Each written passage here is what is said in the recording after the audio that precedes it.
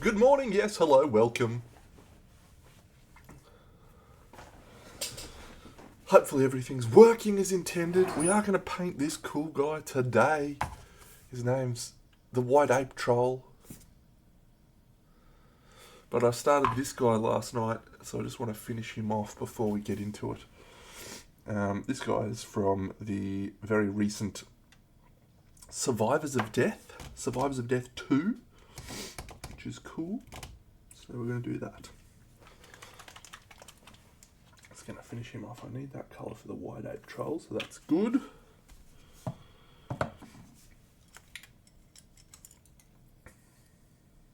So yes, Mossy Moo thinks she's funny today. That's my domestic partner. Thinks she's funny.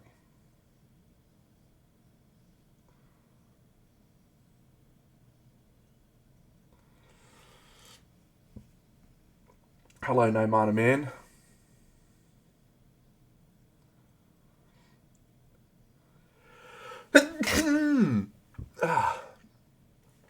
Yes.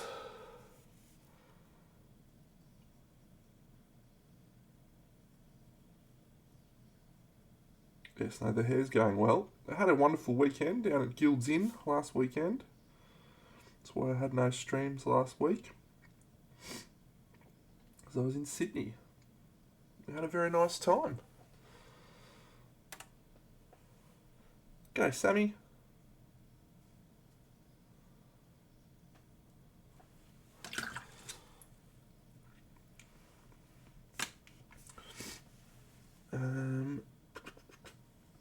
Colours. I did lots of board game streams recently, yes. I've been playing Kingdom Death, and now I'm currently playing another game called Kingdom's Forlorn, which is where these models that we'll be painting for the next little while come from. So this guy, I've already painted a big chunk of him. But yeah, got a few more to go. This one I might try and do today as well. He's called the Knight of the Fen. Looks pretty cool. And then yeah, some awesome ones. This is like a crazy devil monster. Pretty sick. It's got a lot of snot in my mouth. This is an awesome model, by the way. It's some king on a throne. He looks super weird. He's like, why are your arms like that, mate? Well, he's been controlled by this hand. He's called a puppet king. That's quite a clever design. Yeah.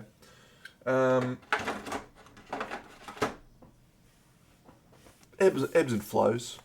Ebbs and flows. My situation with toy soldiers. I like painting. I like gaming. Sometimes I'll do both. Okay, I need to get some focus here. Brown. Brown is what I want. Deep brown.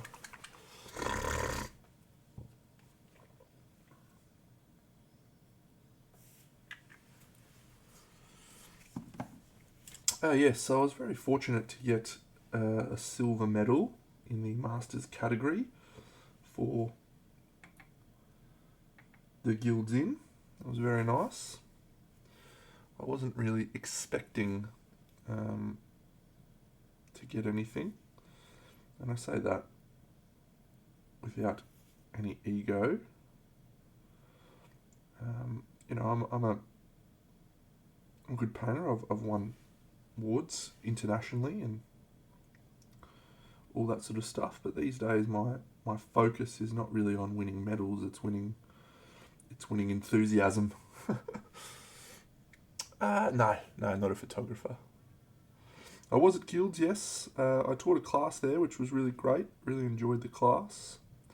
And then I had 4 entries, one of which got a bronze, one of which got a silver, which was the Diorama. So yeah, it was a hey Sean. It was a nice weekend. Really enjoyed the location, the venue they had for the event. It was probably the best venue we've had for a event in in Australia. It was, yes, the Diorama got a silver.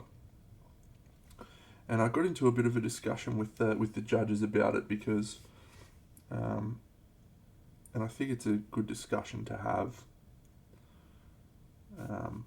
sort of somewhat on camera. Some of the entries that were there were literally world class, and as someone who has been overseas and competed at international events, I feel comfortable in making that statement. And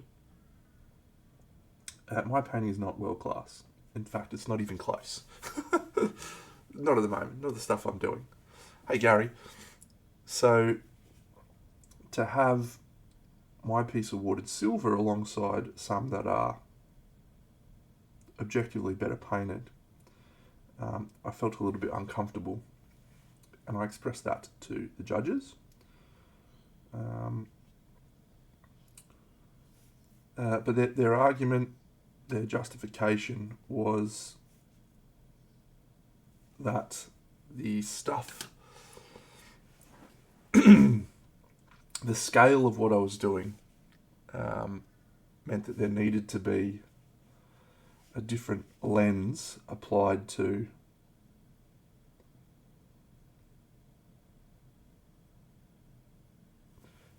what constituted silver.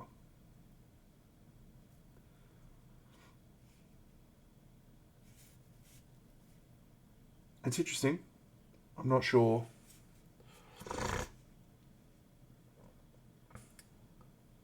Yes, Allison won X23. Yeah, Mig Back also did well. It was great stuff from Allison. She also came. I think it was Allison. Hope I'm saying the right person. She also came very close to winning the most innovative Crikey Award at the event. So, yeah, I don't know what's going on. I didn't wake up sick. Alice. Okay, there you go. Close. Just got some snot. I think my nostrils clearing out. Yeah, great. What?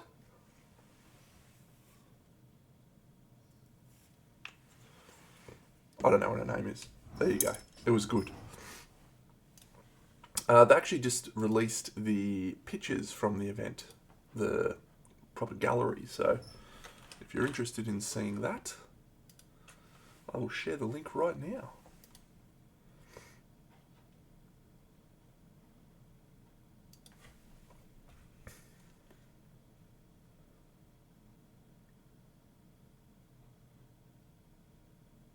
If it ever loads. Hey.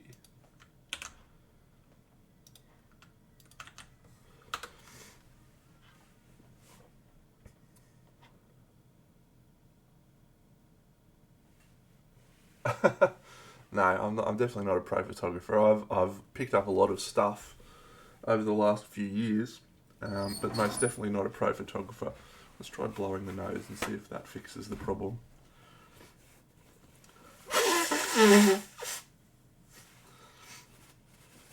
Wild.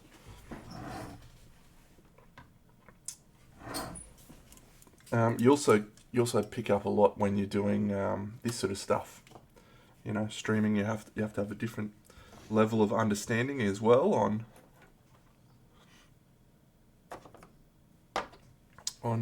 cameras and how they work and exposure and all that sort of stuff. So it's good.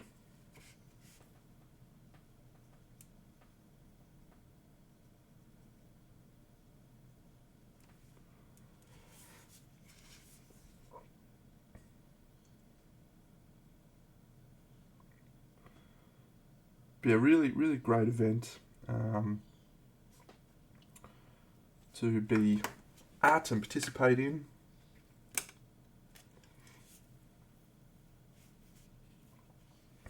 The classes were great too. Like we have at Crimson, we have limited space, and it's a bit harder to run classes. We've only just expanded our space too, I might add, to where we are now, which is a second room. So it's cool to see the impact that classes can have, and I think one of the exciting things for the Guilds Inn staff was that they had people coming for the classes that didn't enter the event. That's a really strong indicator that there's an appetite for that. Then we need to look at other avenues that we can connect with people in the hobby.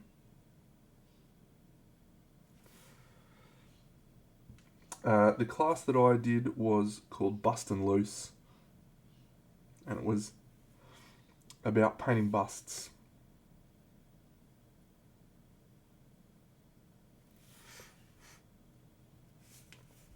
No, definitely not. No, I don't think I mentioned it. I just mentioned that I taught one. There's actually a bit of a blast from the past for me.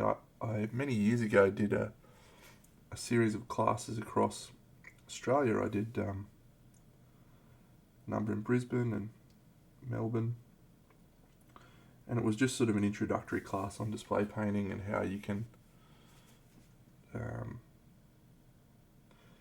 evolve your thinking from just the Games Workshop style of painting, as it were.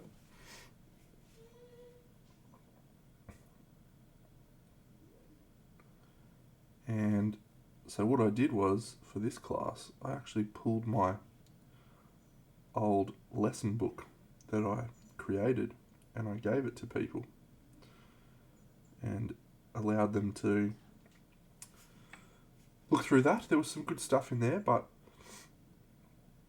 it wasn't a long session, so I wasn't able to sort of go through everything in there with anywhere near the level of detail that I would have liked.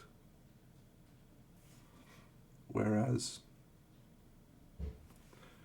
and the topic was also about painting busts, so I didn't really get to do it all. However, yeah, Migsy did, I think he did faces.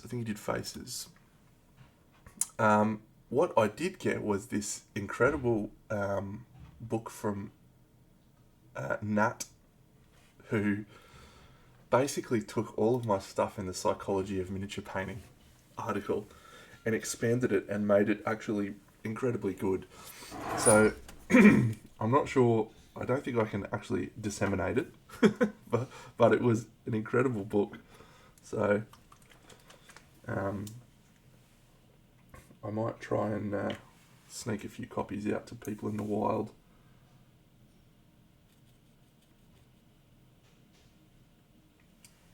Because her book was basically incredible. Alright, what do I need to do? What's needed? Okay, I need to do the hair. I need to do that little thing.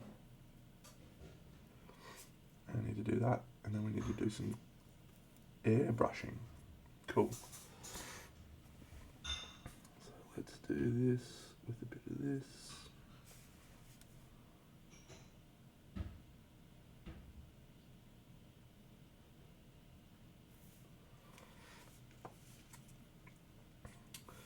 It's one or the other, Sean. You either enter a piece into the Crimson Challenger as its own separate category. So you can't double dip it into both.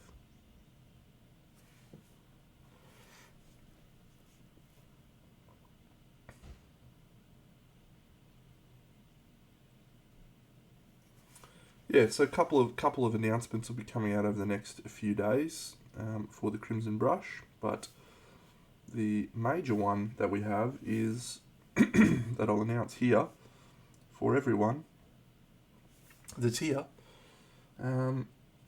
We have a international guest judge again for the Crimson Brush, and it's many-time Slayer Sword winner Albert Moretto Font. So Albert is actually coming over to judge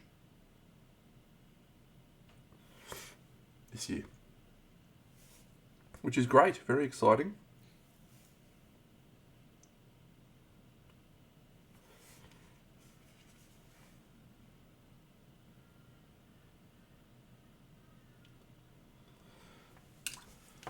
If you haven't seen any of Albert's work, he's probably one of the best to have ever picked up a brush. He is the most meticulous. It is borderline crazy how good his work is. And I've seen it in the flesh, as I said, been to a number of international events, and his work is just wild.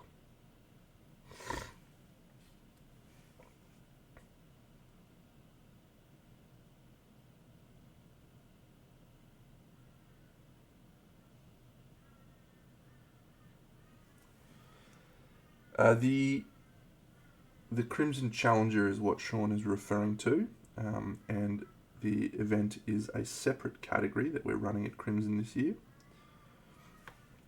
And in that category, everyone will paint the same figure. So you're allowed to convert the figure a little bit,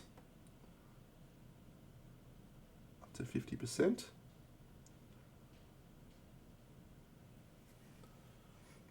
I did see the new Spira. Pinocchio, Geppetto. Very cool.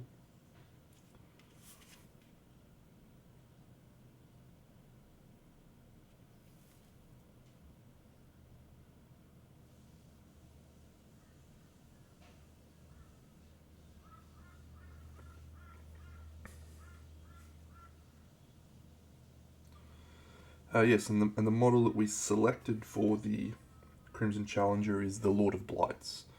So we actually initially wanted to do a Nico figure. That was our original plan, but we spoke to Pietrek, and he wasn't confident that he would be able to get the level of stock that it may have engendered. So we stuck with Lord of Blights.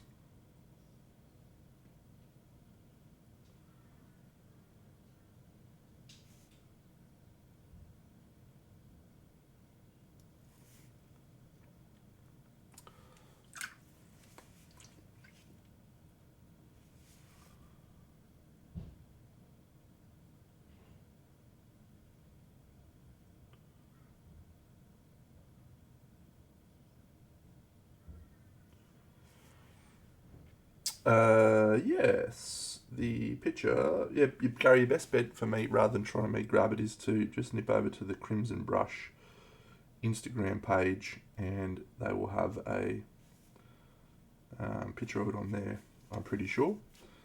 I've handed over managing that social media to Ben, but I'm pretty sure he has put a picture of it on there.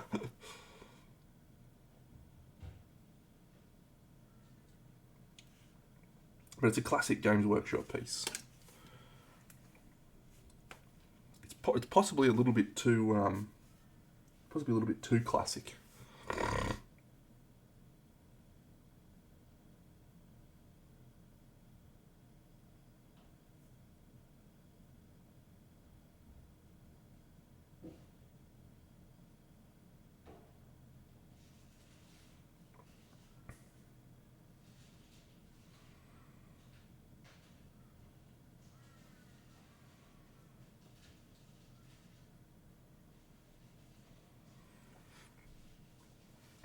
This figure that I'm painting right now, as I said at the start, is from the Survivors of Death box that was available at Gen Con, Survivors of Death 2. And this one was my least favourite in the box. But as it is turning out, it may be one of my favourites. It's really cool.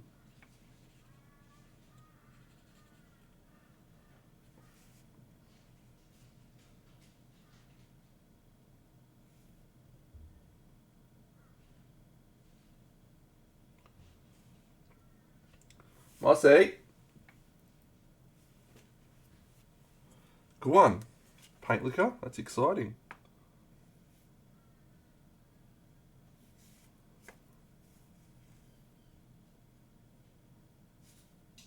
Hey, Moss. Yeah? Come in for a sec. Okay.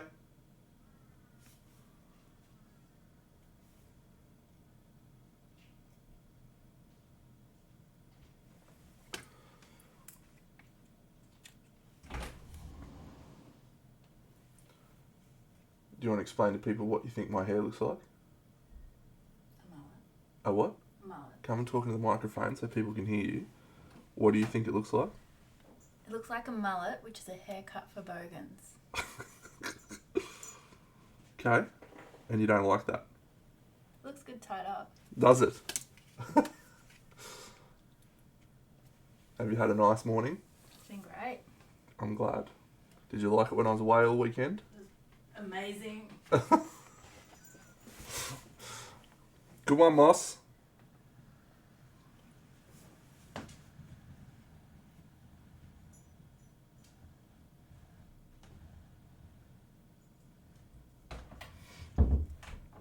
Yeah. Classic.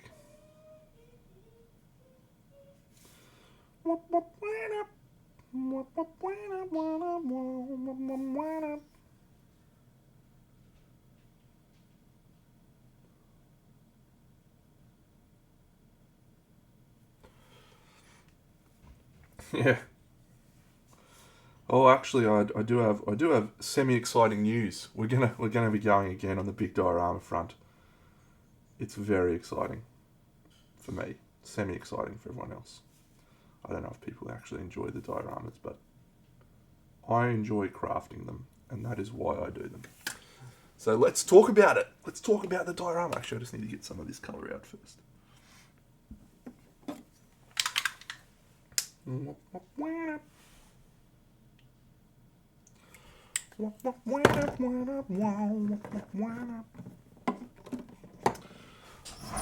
All right, I'm going to share the link, but I'll do it on screen so we can talk about it.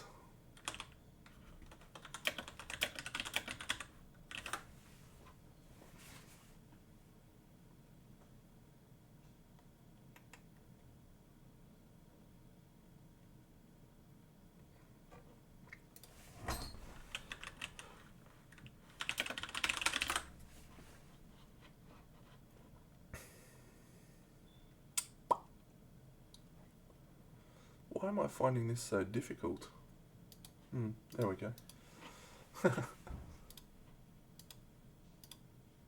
Boom! Alright, we'll just put my face above that. Hello! It's an Aradia figure. Oh, what was that? Girl figure? That was awesome. Whose is that?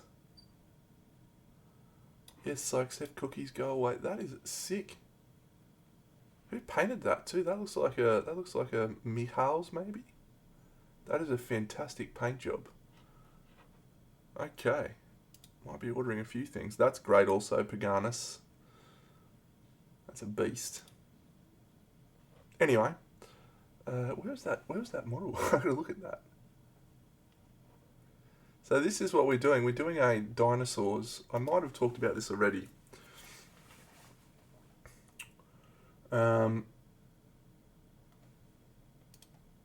Yeah, I might have talked about it already, but yeah, we're gonna do a lizard man diorama. It's gonna be set in the jungle. I just realised this one's got a girl on it. I don't really want any girls. I don't really want any girls. I just want it to be all lizard men.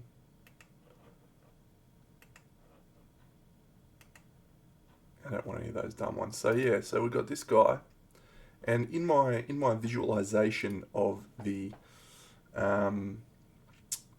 thing in my head, I haven't done anything yet. I like to wait till I get the models. We're gonna have an old school lizard men temple in a massive jungle, and I'm going to try and do a circular one. So we're going to have it on a spinning table again so that it spins around and you can see all the lizard men hiding away in the jungle. That'll be a nice balancing act between hiding them and have them separate themselves from the scene. But yeah, so this is a little guy Another little guy, two little lizard men guys, pretty cool. I like that one. He's a cool model. He's got a cool pose. There he is, the front on. That's nice. We're going to follow that up with a little chameleon guy. Pew pew pew. And if you ever played with lizard men in the Wild of Warhammer, which I did actually, I did. Lizard men was my very first army as a Warhammer player, so I have wonderful memories of lizard men. They're fantastic. So this is great. Quetzalcoatl. That'll probably be at the top of the pyramid, I think, is the plan. Look at that. What a figure. Yeah, so excited for that. This guy is stunning. Absolutely stunning. Just behemoth. I love it. Yeah, this one... Yeah, see, I think I still want that because it's got the guy underneath, but maybe I don't need those. I just don't want the girl on top. What can I put on top instead? I don't want there to be any humanoids. I just want it to be all lizard people. This figure is absolutely glorious. I don't know what you could do. That's just a glorious figure. I think that's a Sergio paint job too, but yep, sick. This guy, also legendary. Look at him. Has he got one without a face? He's still a lizard guy, isn't he? This guy? Yeah, no, he looks like a lizard guy. He's got a monkey on him. Sick! And then this big fella. This big T-Rex-osaurus.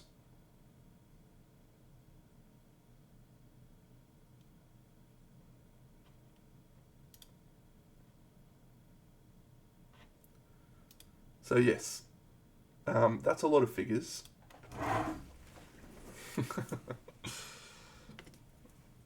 So we're going to try and incorporate all those into a diorama. And that should be fun.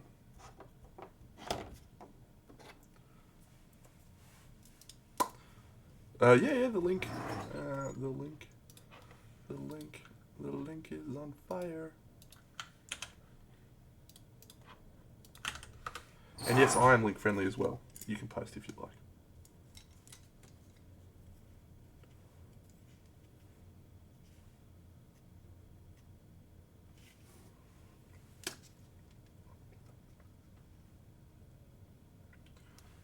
No, Discord's fine.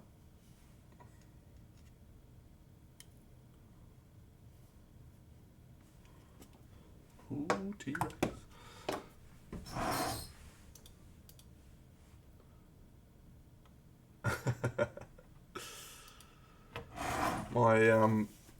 I got a fun story about a T-Rex model actually. My girlfriend and I, she loves an op shop, does the Mossinator, loves an op shop, and so she made me go walk around with her op shopping.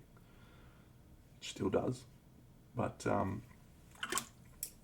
was at an op shop and I was just walking around in a little section and I found a sick Tamiya T-Rex model, and it's just over there. I'm gonna do a little diorama with it. It's super cool detail, but it was like $10. So I was pretty chuffed with that actually.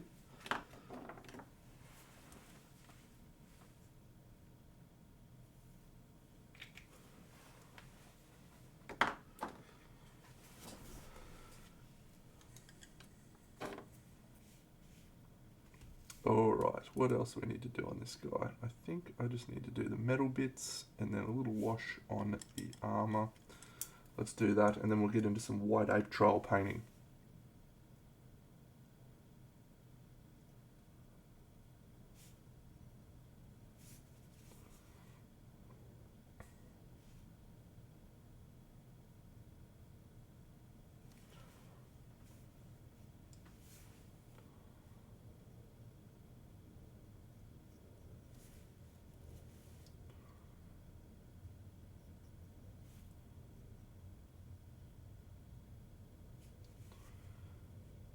Yeah, this guy's a cool figure.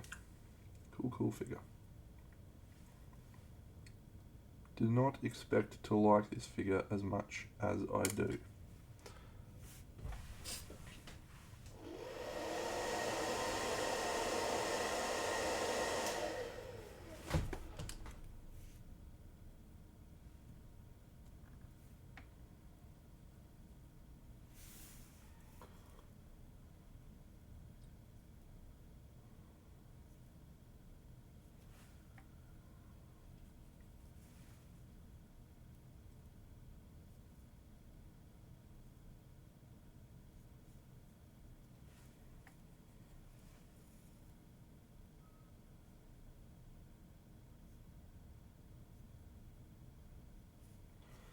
Come on, Deno. You've got to get your shit together.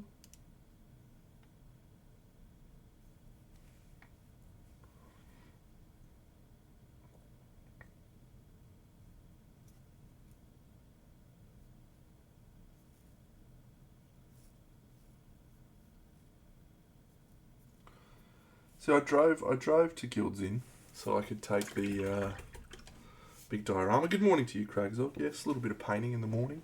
Great way to spend your morning. Yeah, so I could take the diorama. And I have to say that it is a wonderful drive. I enjoy it very much.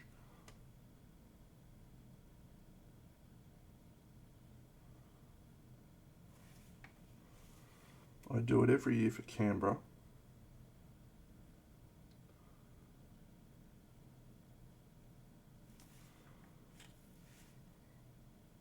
This is the first time I've done it solo.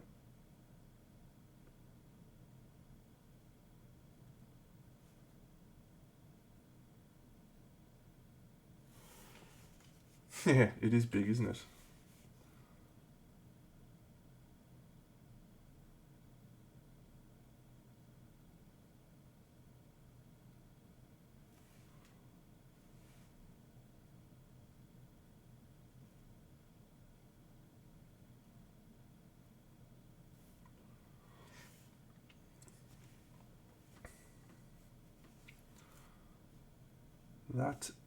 That is true. They are.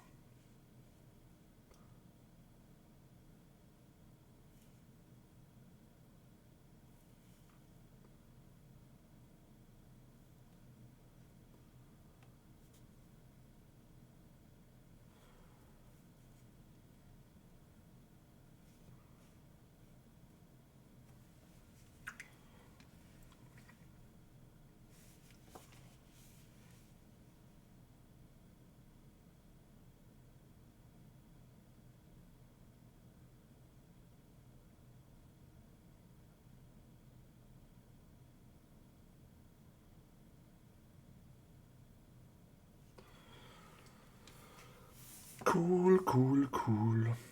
Alright, let's paint some white ape troll. He's got a tiny little bit to go, but I'll let him dry for a bit. Let's paint this white ape troll. Yeah, big bopper. Boom, boom.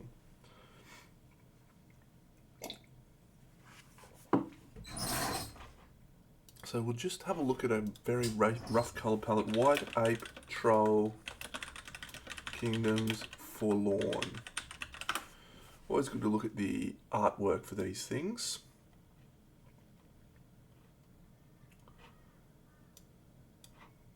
Yeah, so he's pretty much as you would expect. He's colourful with white colours. So that's easy enough. We're going to do that. Let's whip out the airbrush. Alexa, airbrush on. Boo!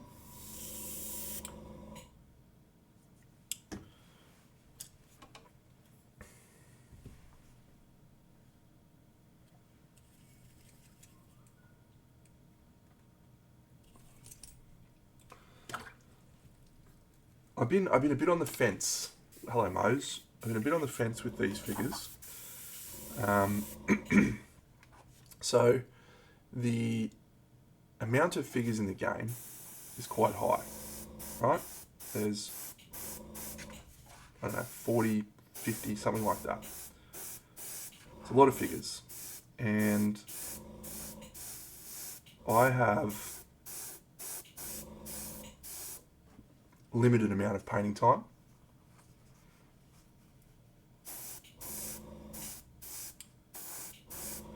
And in that painting time, I want to paint really cool figures. And these are really cool figures. However, one of my rules that I try not to break is don't paint multiples of the same figure. And unfortunately, in this game, all of the mob monsters, so the little skeletons and the little pumpkin head monsters and the little rat guys, are all identical. So I blasted through them to get them all done. And I've done them all, and they look pretty good. But they are also very, very basic. So what I'm trying to decide with these figures, I don't want to do these big guys to a higher level of quality than the little guys, because then it will just look a bit weird on the table. So that's the challenge I find myself with at the moment. I would like to spend more time on this model, but if I do, it's going to look a bit weird.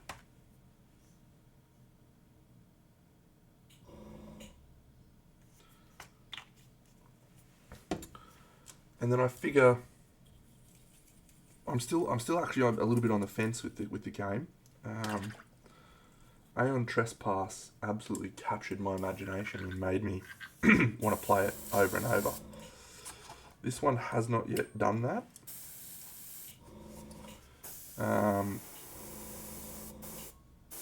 You know, I'm sort of more of the perspective, I'd really like to just go play some more Kingdom Death at the moment. Now, there's been little glimmers where I've been like, oh yeah, this is the ticket. But I'm yet for it to really grab me. Yeah, the first models I ever painted were some little Empire halberdiers. They were all the same pose guys. Back in the day when you had your plastic models for your units, and then you had a little metal blister for your standard bearer and your musician.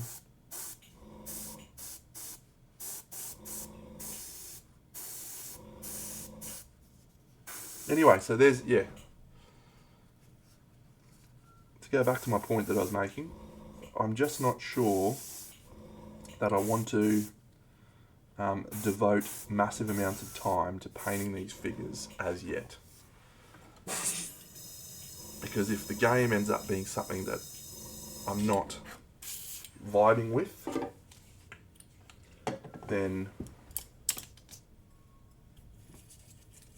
I don't want to waste huge amounts of time painting stuff that I'm not going to get use out of.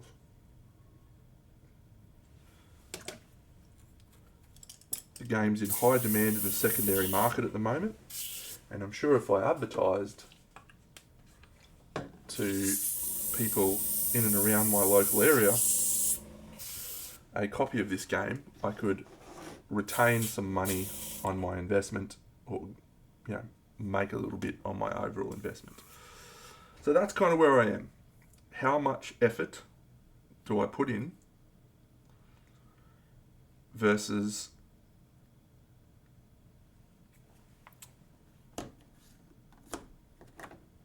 how much do I want the models? But I paint stuff because I like painting, and also because I committed to myself that I would have only fully painted models on my channel.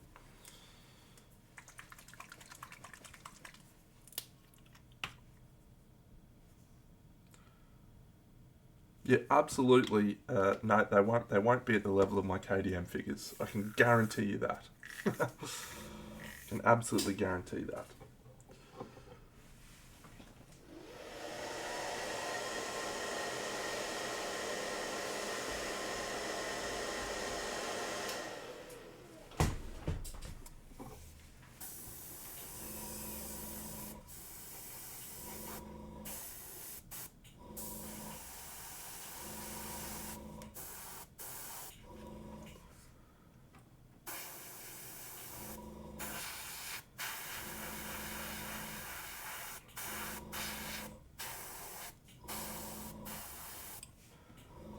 But then the opposite problem, this guy's a sick model. I'd really like to do a cool job on this guy, but yeah, I think the right approach for me at this point in time is just to whip them all out to the same level, and then if I end up deciding, you know what, I really like this game, I'm going to keep it, and I want to put more effort in. The way that I paint stuff, I varnish it. You can come back and add more paint. There's nothing preventing you from doing that. The varnish isn't like, that's it, game over, you can't do any more.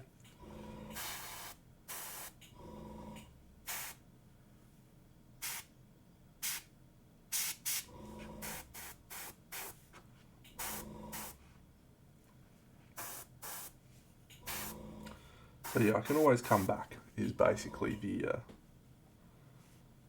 answer. I don't know what all this stuff is, but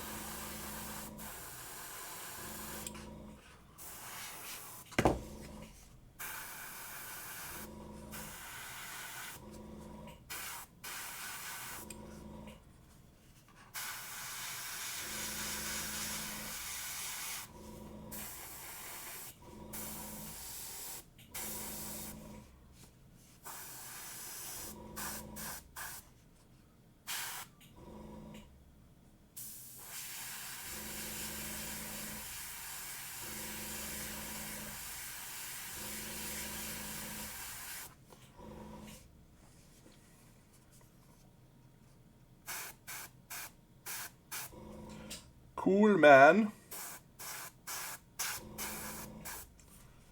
Alright, now we do a little bit of washy wash. And we pick out some details. I love the airbrush. It's so good for this sort of stuff. You cannot compare it.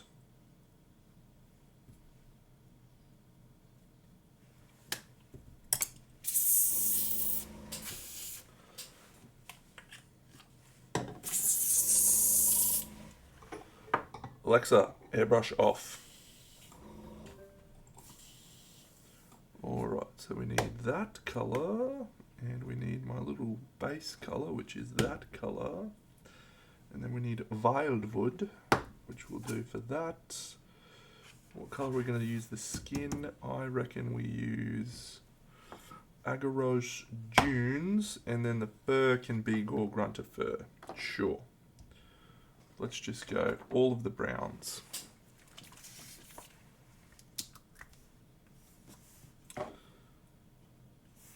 Big pro tip number 1 from Deno for today. As a full-time miniature painting jerk-off and only part-time professional miniature painter, here is my tip for the day. Use a bigger brush than you think you need to.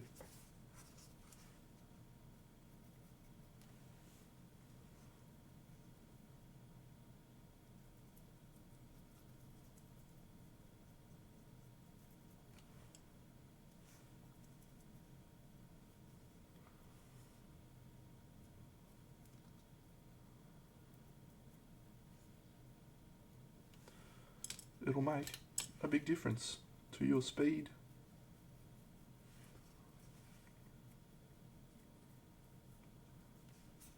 Your output in general.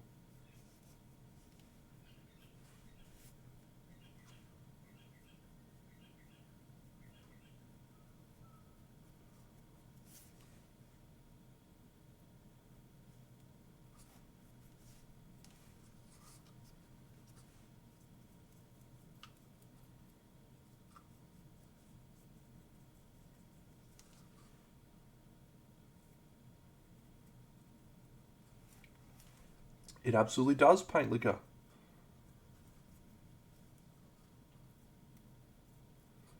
Does a lot of great things. Alright, I don't think that's dark enough, but that's okay. We will fix that with another little airbrush at the end, I think.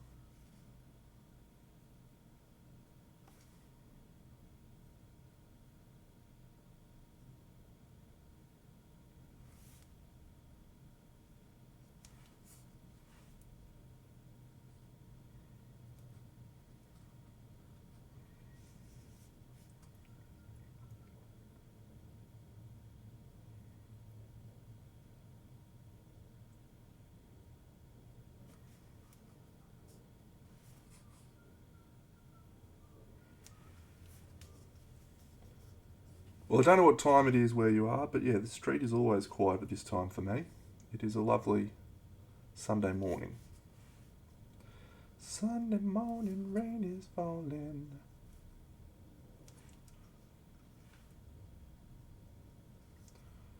It's gonna come again. Whoa, whoa. We'll stray like branches in a storm. We're together when it ends. Yes, that's an unfortunate way to wake up. That may be all I need.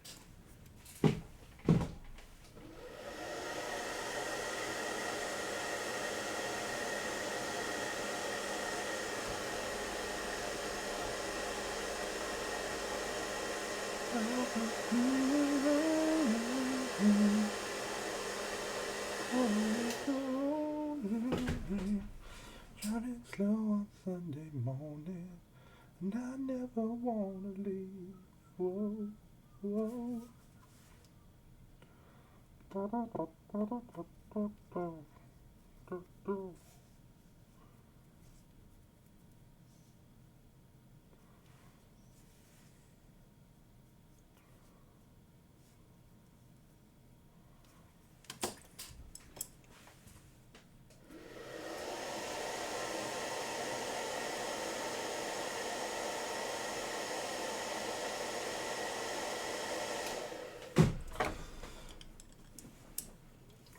Alright, now we'll just do some funny little fur texturing, and that'll be mostly done except for the metal.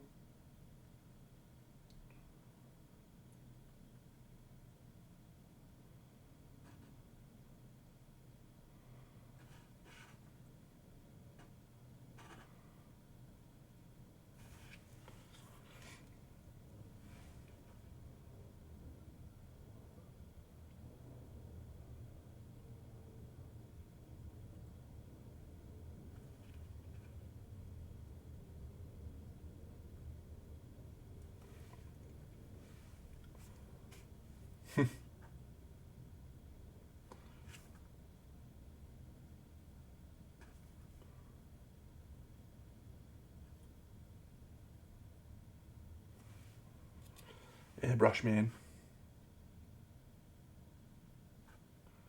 Can't beat it.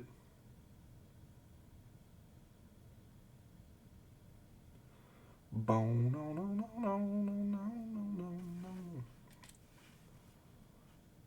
Bone.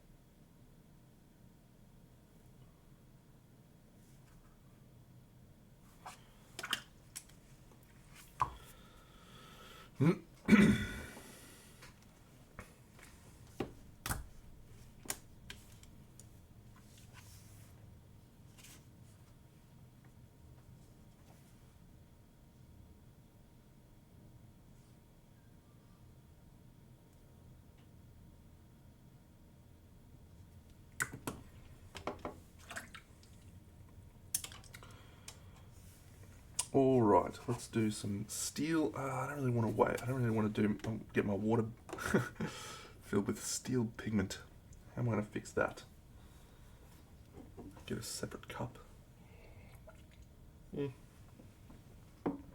Let's convince Mossy to change my water.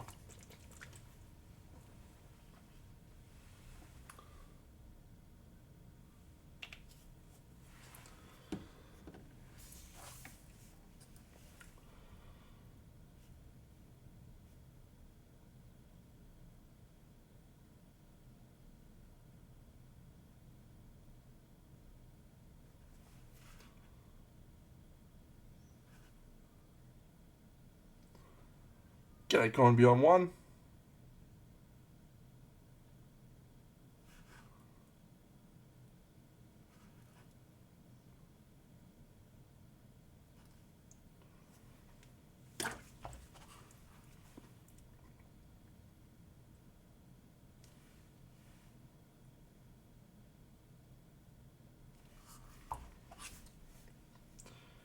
Yeah, I probably should, but ain't nobody got time for that.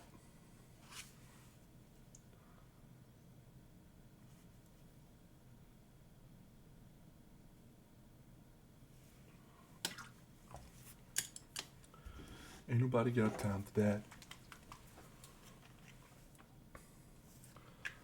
I still enjoy painting with metallics. I just don't do it enough.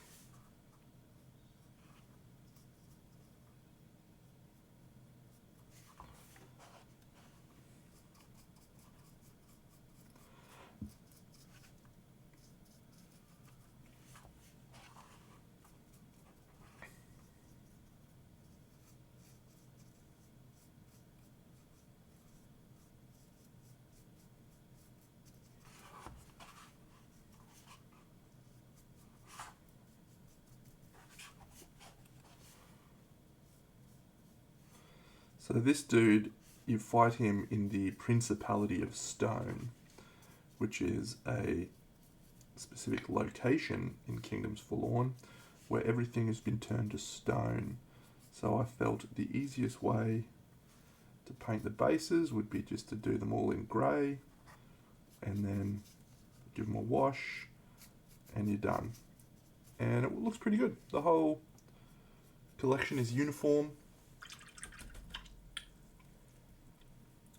and that's good.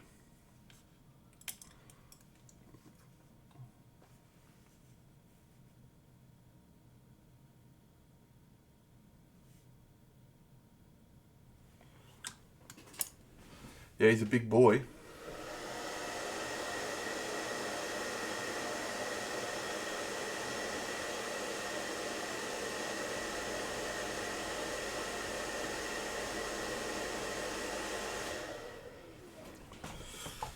All right, Alexa, airbrush on.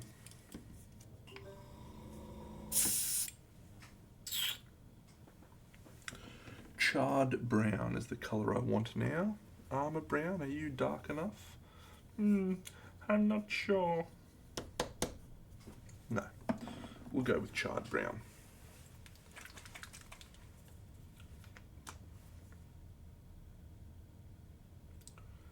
I really like what non-metallic metal does. Like, I really like it as a technique and it's really interesting.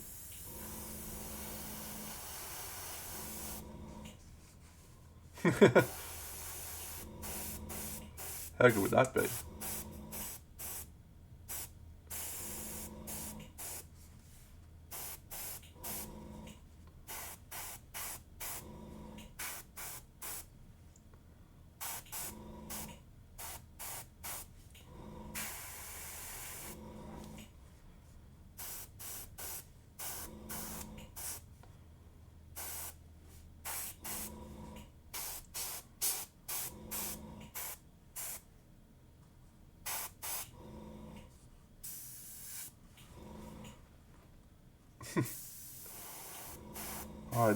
I don't talk in my sleep anymore. I used to, but now I have a CPAP machine because of my sleep apnea. I don't do anything in my sleep now. Anything at all. It's all wonderful. Apparently, I wouldn't know. I'm asleep.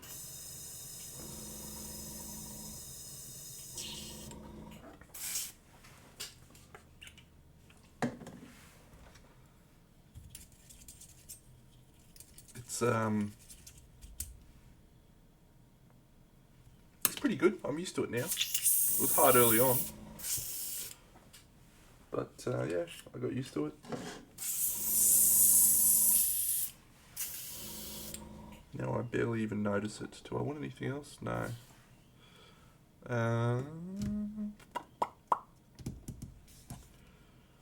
just go a little bit more of that one.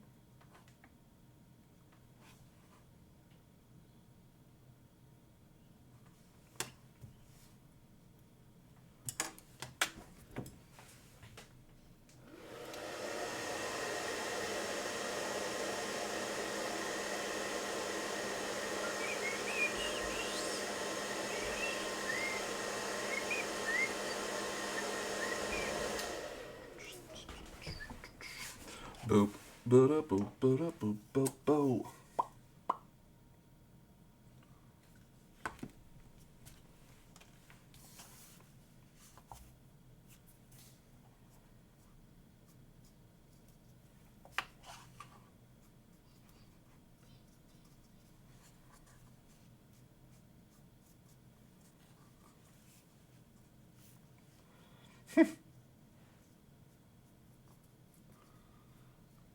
I was pretty keen when I moved into this house to do a lot of automation, and like when you walk into a room, it lights up and that sort of stuff. And so I got into some ideas for how to do all that, and and then I realised that I actually didn't mind how it was right now.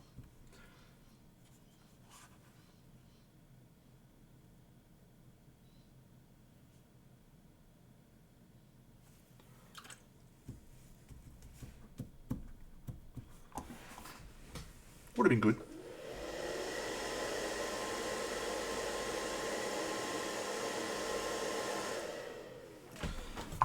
How long was that?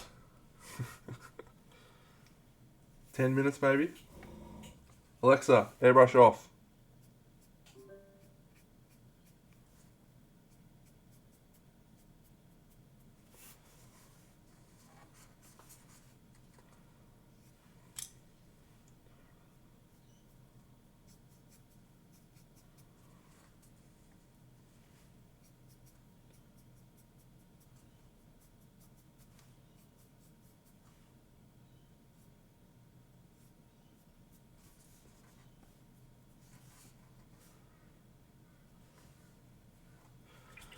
And so if I wanted, I could do a lot more to this guy. I could then, you know,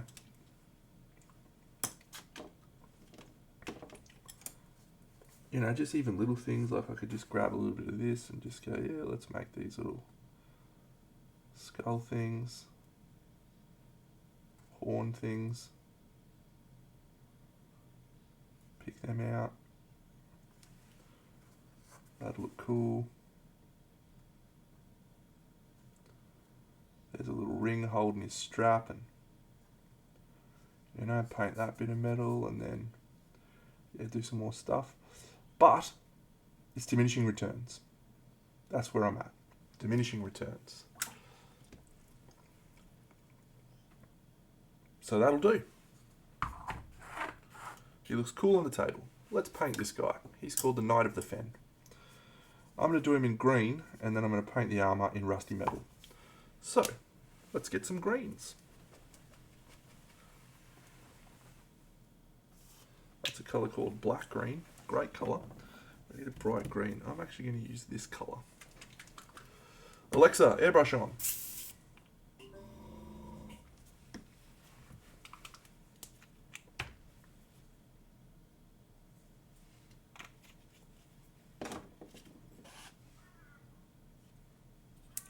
It can be very nice to just paint like this with very little intensity. All you're doing is just painting. It's nice. You're enjoying yourself.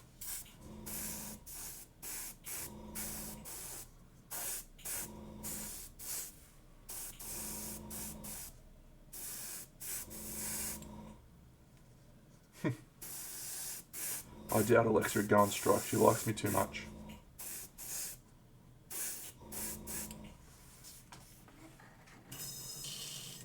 I asked her if she wanted to be my girlfriend the other day, and she said no. Alexa, do you want to be my girlfriend? I like you as a friend. Thanks.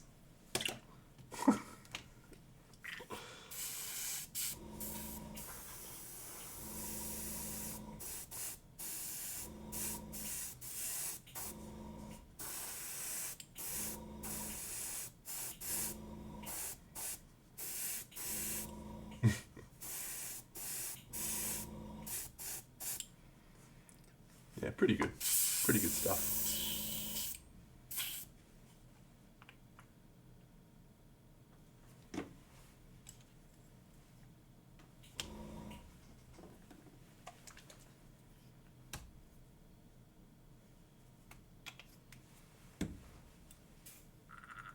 She is. She's a saucy minx.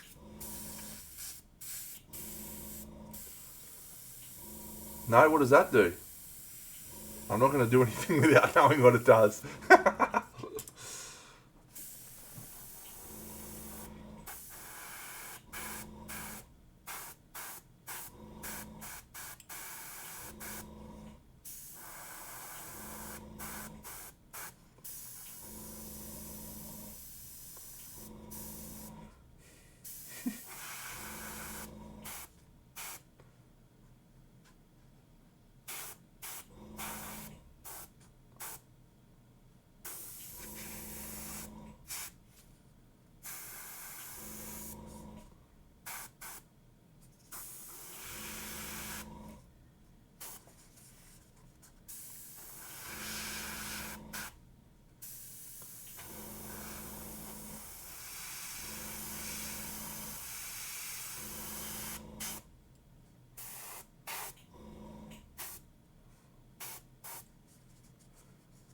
G'day, Falwell.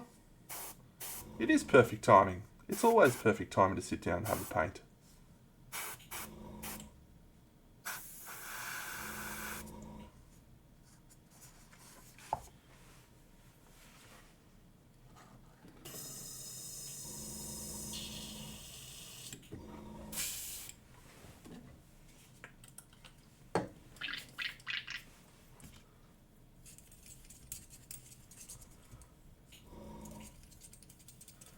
Hey Alexa, can you start self-destruct sequence?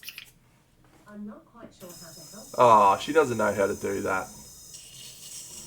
Imperial Assault, cool game. Love some Star Wars. So that system, I played quite a lot. We played a number of really awesome Descent second edition campaigns. I think I played about 5.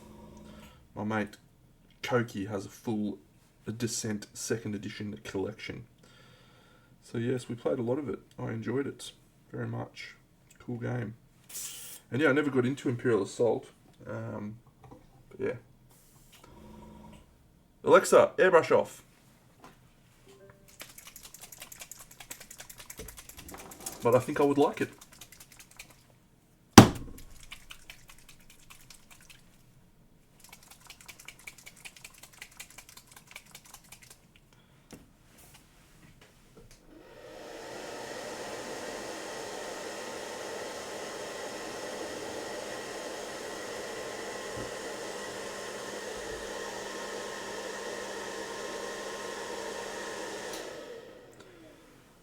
I've done some dumb stuff though as well, but like this one's a good one. I like doing this with Alexa.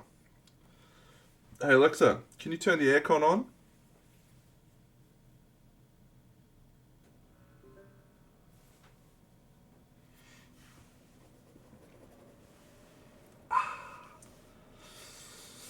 Ah, it's wonderful.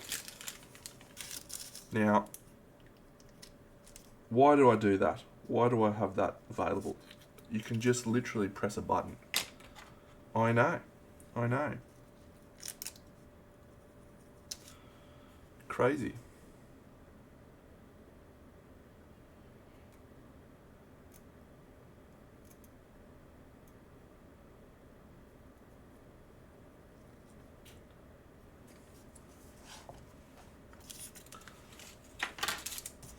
That one is actually very, very non-useful.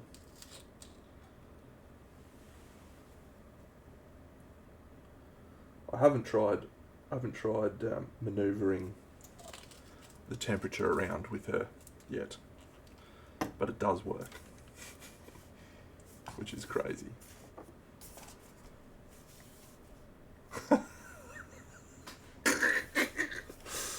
Oh, that's good.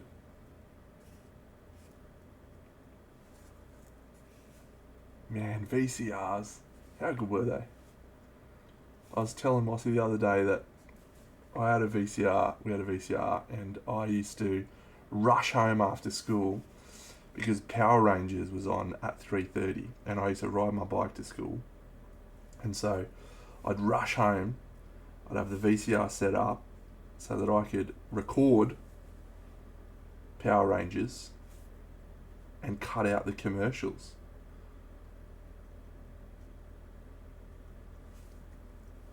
So I think I recorded all of like the first 4 seasons of Power Rangers with no commercials. I loved Power Rangers. Go, go, Power Rangers. Go, go, Power Rangers.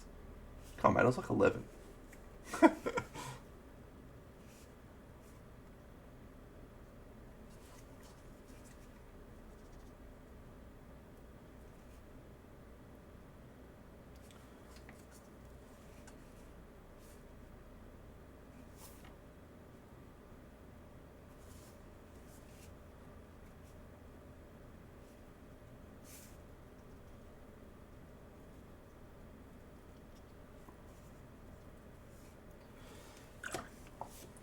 Yeah, I was red before Green came along.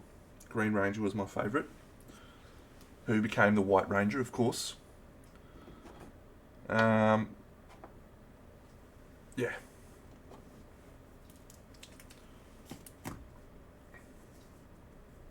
I wasn't about any of those other Ranger colours, that's for sure. I was moderately in love with the Pink Ranger for a long time.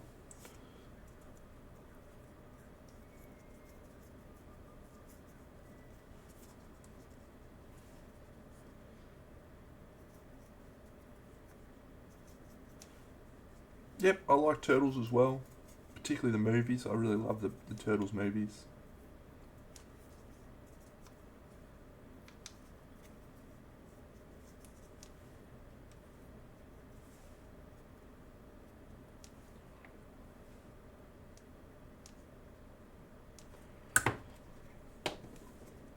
Agreed.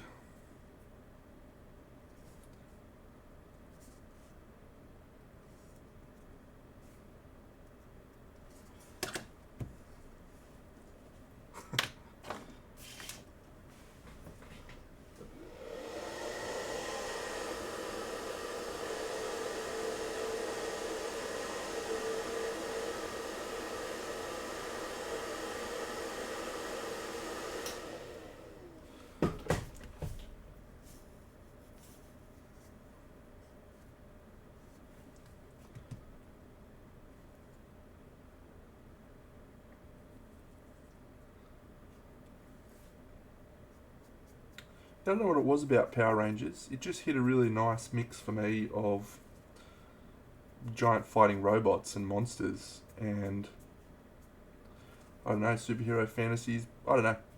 I can't really... But I loved it. I was mad on it.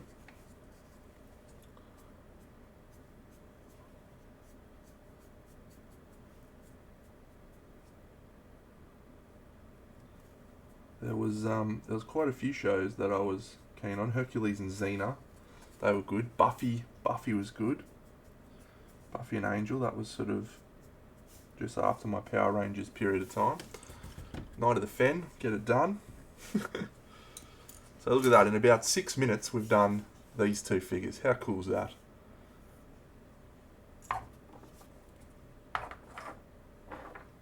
I haven't undercoated any other ones, so we might have to go back to Kingdom Death. Cool. Yeah, so just need to do some airbrushing. Hey Alexa, airbrush on. Alexa, airbrush on. Alexa, AC off.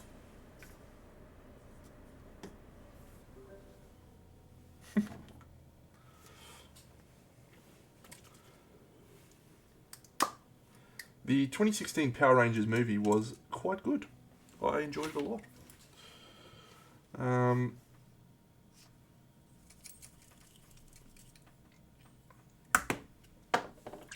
And Kimberly, the actress in that, went on to play Jasmine in Aladdin. Which is great. Yes, we're back to KDM. What a shame.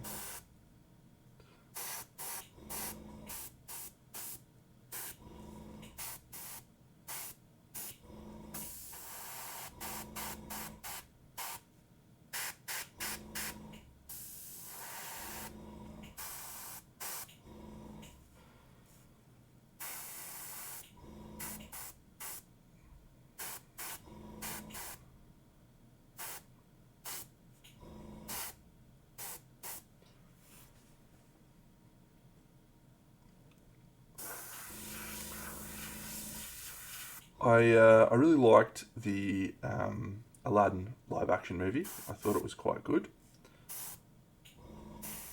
I loved Disney movies when I was growing up. I had a younger sister, so we watched a lot of Disney movies. First DVD I ever bought was The Little Mermaid. That's a good fact. True fact.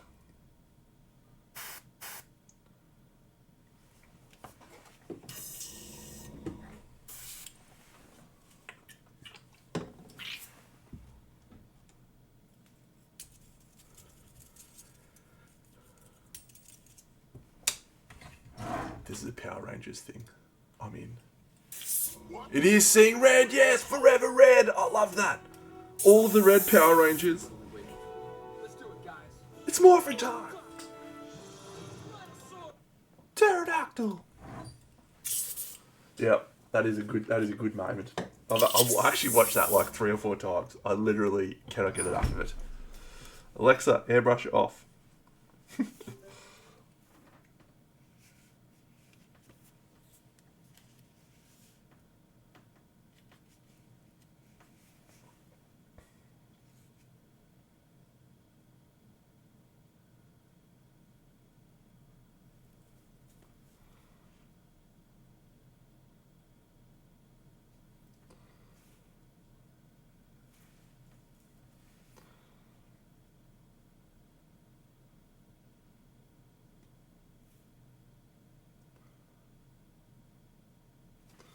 So we're going to save Crabman till last, I think, from this set of figures.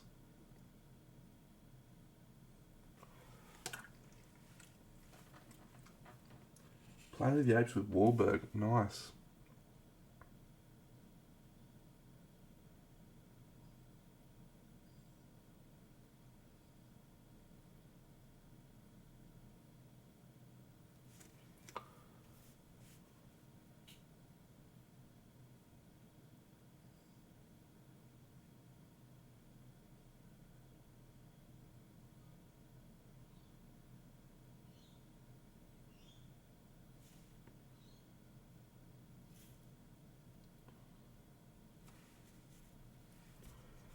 Yep. Man, I still love DVDs. I've still got like 4 boxes of DVDs sitting out there that Mossy's at me all the time to fucking pack away. Just at me all the time. When are you putting your DVDs in a storage and when are you getting rid of them?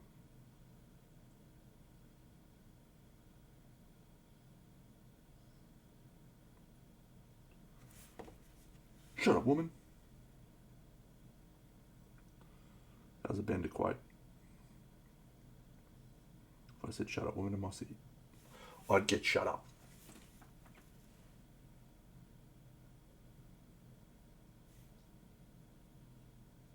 Shut up, baby, I know it.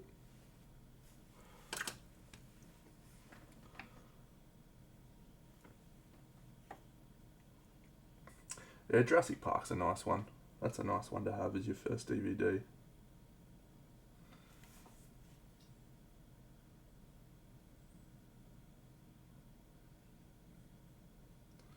I do still love me some Jurassic Park.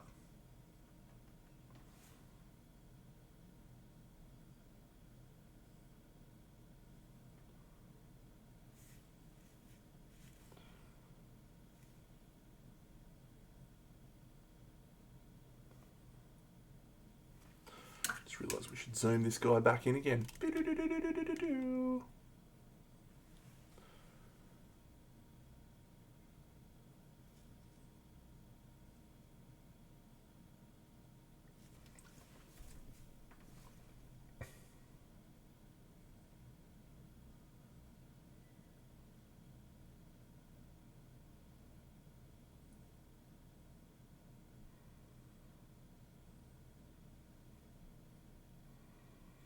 I reckon that'll do.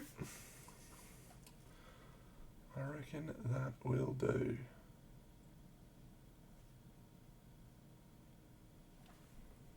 Maybe just one final little...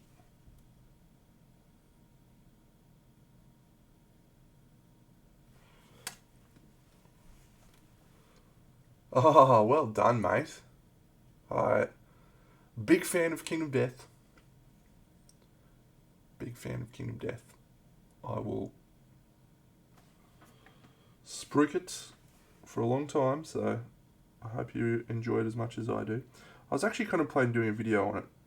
I even wrote some notes for the video. So I might get your thoughts on whether this is a good idea for a video or a bad idea for a video. Which one of these two should I do? This girly girl? Ooh. With a cloak, or this Screaming God armor girl?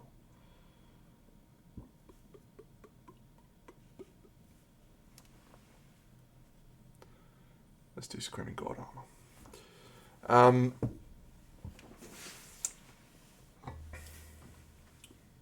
Alexa, airbrush on. So yeah, one of the things I was going to do a video on, it's a huge game, right? Kingdom Death is an absolutely monstrous and ridiculous game. And I don't think there is a singular resource for people to load up and go, what is everything I need to know for this game, with all of the content, all of the expansions, all of the modular resources that people have. You know, where is my one-stop shop to understand everything I need to know about Kingdom Death? You know, like just alone, there's the core box, then there's the gambler's chest, and then there is 12 expansions, and then there's white box expansions,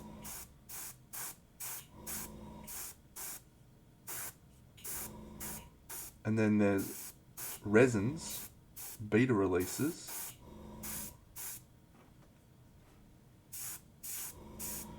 and I actually had, very early on, I had some misfires where I bought stuff that didn't actually have game content because I didn't realise that there was a whole world of stuff being released.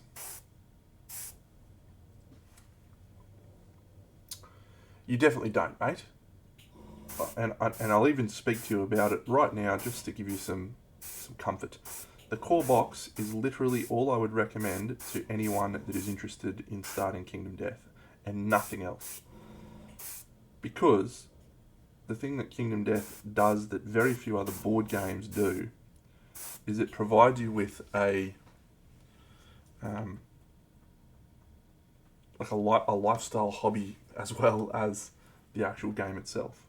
You know, most board games these days come with miniatures that are already assembled and, you know, pretty easy to just open up the box and start playing. Kingdom Death does not have that at all. It does have a wonderful introduction in how to play. You know, learning how to play Kingdom Death is actually very straightforward because the Learn to Play guide that is at the very start of the rulebook minimises all of the difficulty in learning the game. It just simplifies it. Enjoy, No Mana Man. Thank you for all of your wonderful contributions today. I've enjoyed talking to you. And I think the very first thing it says on the in the book is assemble the 4 models in the line and nothing else. That's all it says. And that's great, because that is truly all you need.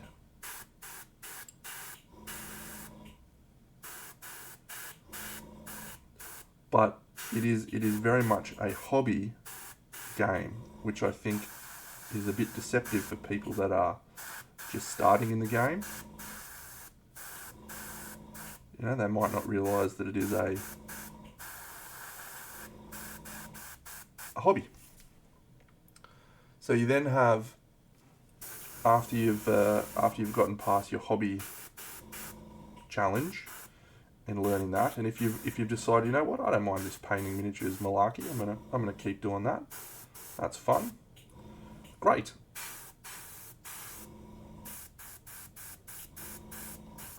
You then need to figure out if you enjoy the game or not.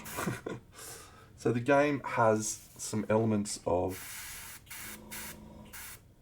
roguelites, roguelikes, sorry. Roguelikes is kind of a term that is used to describe a game where the intent is that you die and then go again. And Kingdom Death is kind of based on that methodology, in a way. Now, some people will be fine. Yeah, that's sweet. I don't mind losing and whatever. Great. Other people will find the fact that some of their favourite heroes and characters in the game will just die to a random event really challenging, and might not enjoy that as much. And if that's the case, that's also an opportunity for you to go, you know what? This is not the game for me. So some people will be put off by the hobby. Some people will be put off by the randomness element. Alexa, airbrush off. And that's okay. Every game doesn't have to be for everyone. If you happen to get past those two things, what you will realise is that it is a game of... I did paint my lion white, yes. It is called the White Lion, after all. It is a game of settlement management. It is not actually a game of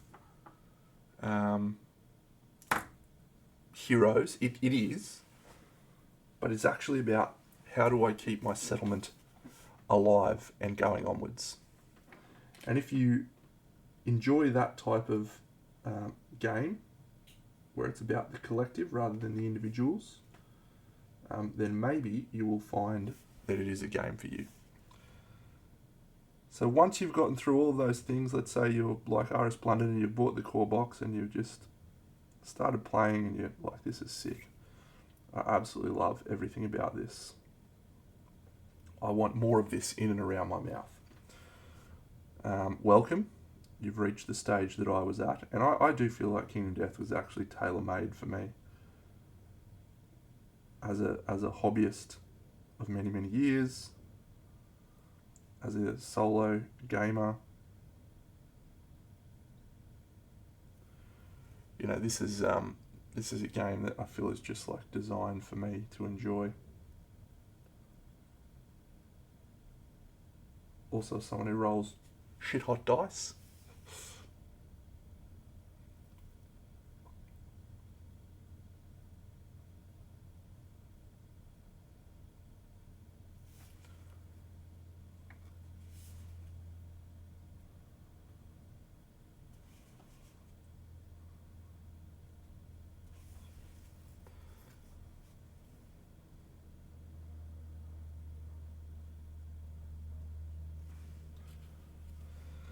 So yes, if you get to that point, R.S. Blunden, and you're like, you know what, I really like this game, there's a few different ways that you can expand the game. The initial Kickstarter, when it very first came out, had 12 expansions that came with the game. Now the way this game expands is very modular. You have a framework of this is what the game is, and then you can choose to add these additional monsters, gear, settlement, fighting location, fighting arts, all this sort of stuff. You can choose to add that into your campaign. You can choose to add multiple expansions. There is some rules around adding those expansions and what that looks like. But initially, before those rules came out, and I'll come back to that in a second, it was basically just add as many things as you want to your campaign. If you want to add everything, all the 12 expansions, you can do that. The experience will feel a little bit overwhelming and a little bit muddled, but it will also feel crazy and fun. You can do that.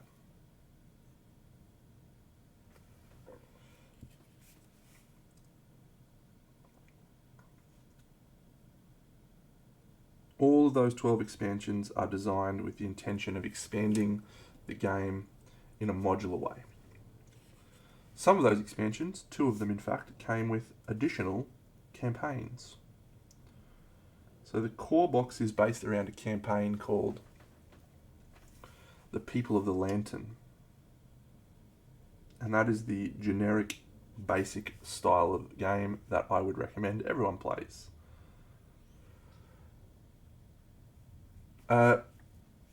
The way that the game works is you play a full campaign, which is generally goes for 30 lantern years. Lantern years are basically a game round, if you will, where you go on a hunt and you hunt a monster, you go through a hunt phase, and then you fight the monster and you bring the monster's stuff back to your house and you harvest the monster to make cool gear.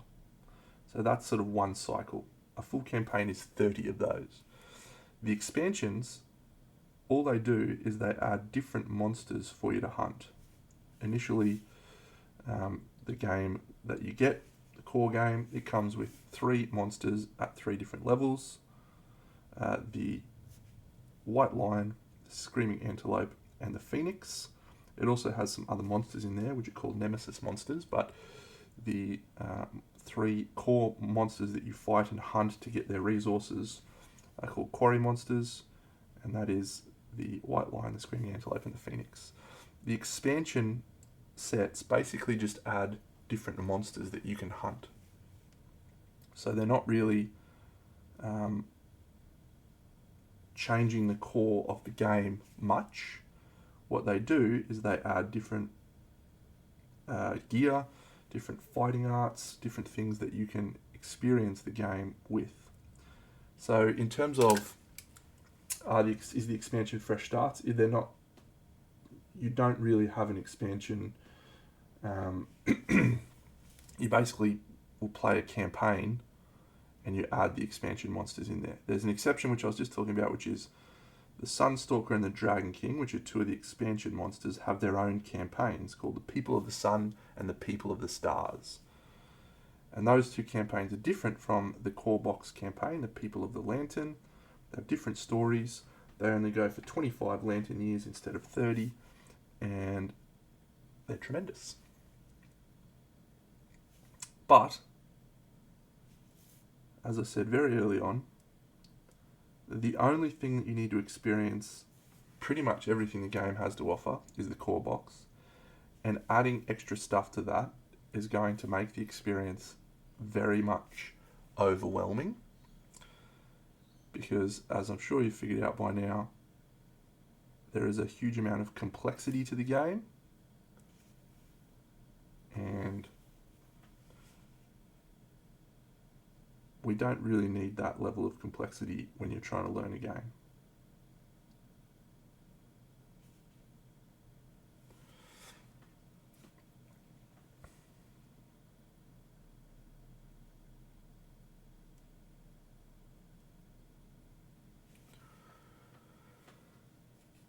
So you've played the game, you played through a full campaign just using all the core stuff. You're like, yeah, I really want to add some different stuff into my game. I want to try some different monsters. So you go and buy your expansions of Death Volume 1. Those expansions include a variety of different monsters. Quarry monsters, which are the ones you hunt for resources, and nemesis monsters, which are monsters that will come and hunt you instead of you hunting them. And they're fun fights. there's a few little things that I'd recommend you buy in terms of quality of life for the game. The first campaign I would recommend you do with pen and paper. It's how I experienced my first campaign. My friend Sheldon, he laminated the player sheets. So that's what I'd recommend you do, is get some sheets out of the core box and laminate them. You'll find it easier to update stats and what have you. Once you've experienced the core box and the core campaign, then I would recommend, maybe looking at some other, there's a program I use called Scribe, which makes bookkeeping a little bit easier. Don't need to use it early on, especially for just a core campaign. It's pretty straightforward. You don't need to track it all with that. But storage is definitely one thing you want to look at. You want to look at a storage solution for the game.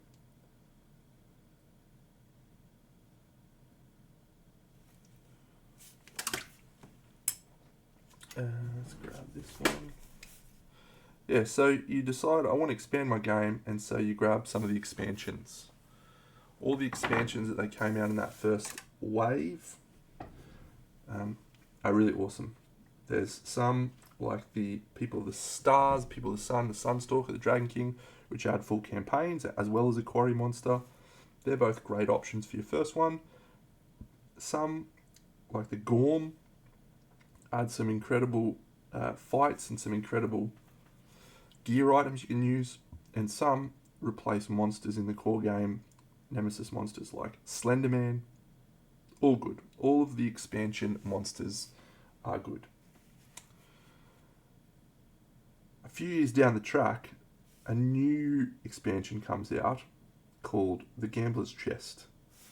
Now, if you've decided that you are all in and you like this game, and you definitely want to expand and continue playing the game for a long time to come, then I would recommend that after your first couple of expansion monsters, the next thing to buy is the Gambler's Chest. It is a extremely expensive investment, this game, and the Gambler's Chest is basically the same cost as a whole nother core box. It's $400 US.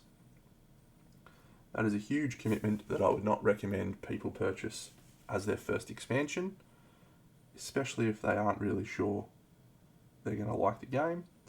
If they are sure, it's the best value expansion without being the cheapest. It's the best value because in it you get a whole new campaign, you get 6 or 7 new monsters, and a brand new style of playing the game with monsters called Ark Survivors, or survivors called Ark Survivors. What it does though, the Gambler's Chest, is it ramps up the complexity in a very big way. The game is complex as it is. It's got a lot of cool little interactions, and for me the complexity is actually part of its appeal. I want to dive in and have lots of interesting decisions. I want to be thinking about what's the right path forward here. I don't like it when a game is solvable. We played a game a few years ago called Scythe. My friends refuse to play that with me now pretty much because every time we play, I just reach a point where I go, I'm going to end the game in 3 turns. And they all blow up. Oh, this is fucking bullshit. I just need a few more turns to do this. Come on, Dano. Come on, man. I hate it.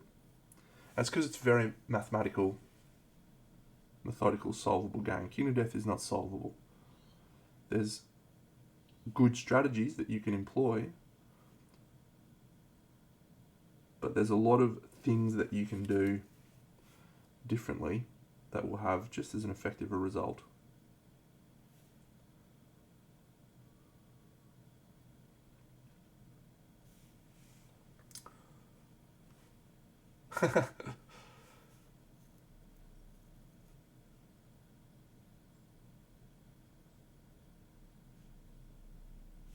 So whilst the Gambler's Chest is a great value for money option, it is also not one I would recommend for people who are still just teetering on the edge of whether or not this is something for them.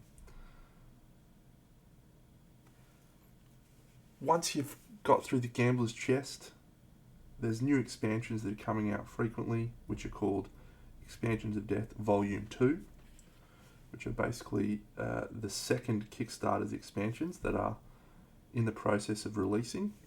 I think we've seen 4 of 15 now that have been released to the general public. All 4 of those new expansions of Death have been smash hits for players that have been playing for a while, especially because of how much cool and different stuff they add.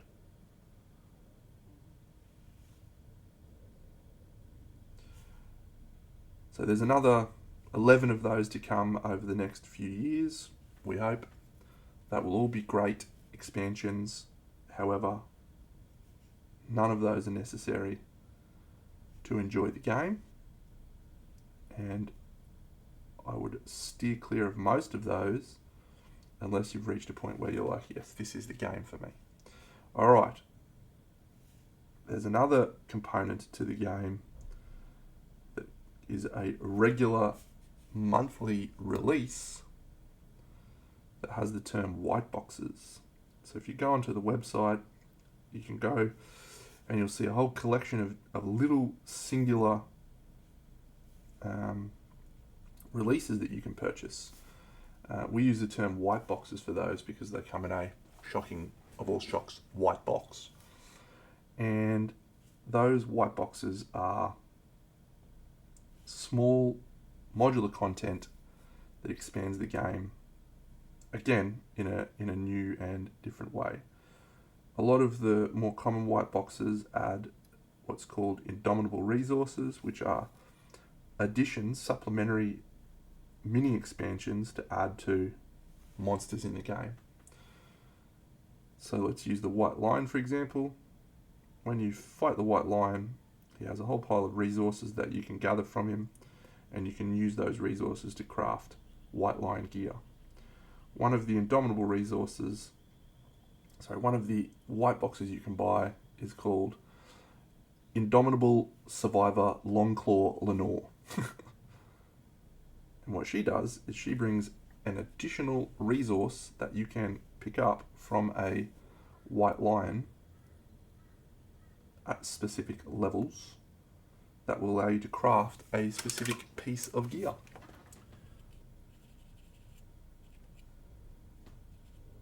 So why would you want that? Well, most people don't want that. Most people will not even experience enough of the game for that to be worthwhile. Now, it's cool, and it's fun, and if you've played a lot of the game, having these little mini goals to go for can be really fun. However, not at all necessary for the majority of people who will play the game. So I would steer you away from purchasing white box content unless you've reached a point in the game, as I said, where you've enjoyed the Gambler's Chest, you've enjoyed the core campaign, you've maybe played a couple of campaigns through, and you're like, I really want to play some more. What they do add is this really cool, like little mini goal that you can have. One of the challenges with the campaign, one of the challenges with the way that the game works is it's a very long time. And if you've hunted white lions 30 times, they're still pretty interesting. If you've hunted them 100 times, they may be less exciting. So adding a little element that you can pick up from white lions that you haven't seen before kind of increases the longevity of those experiences. So that's where the Indomitable content really works, in my opinion, is for people that have experienced a lot of the game and just want something to chase to make the game more exciting.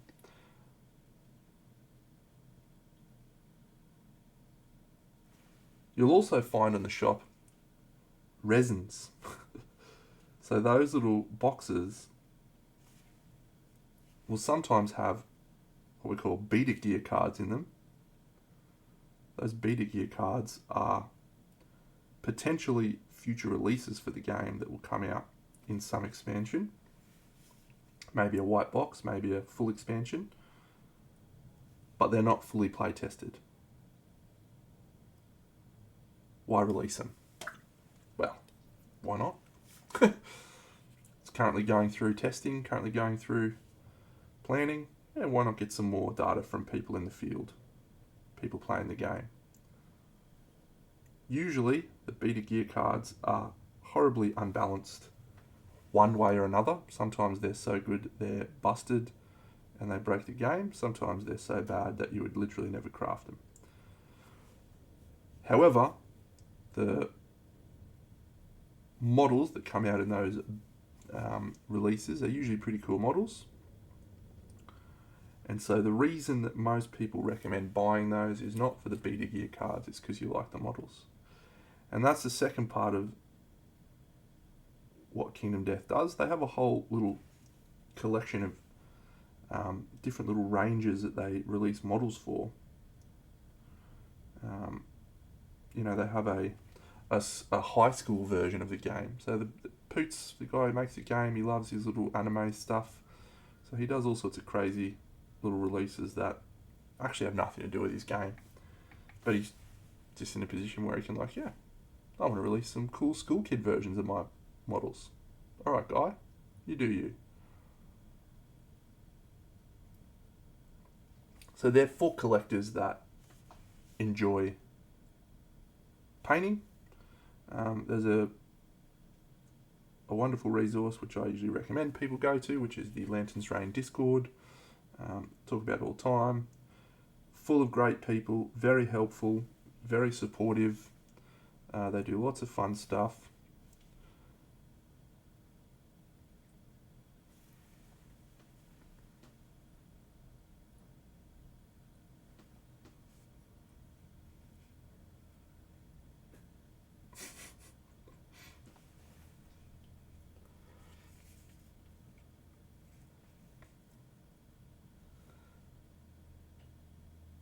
On there you'll find there's a number of painters who just like painting the models, and they just collect the little resins or the little plastic models, the ones with game content, the ones without, just so they can paint the models. If only I was finished, mate. If only I was finished.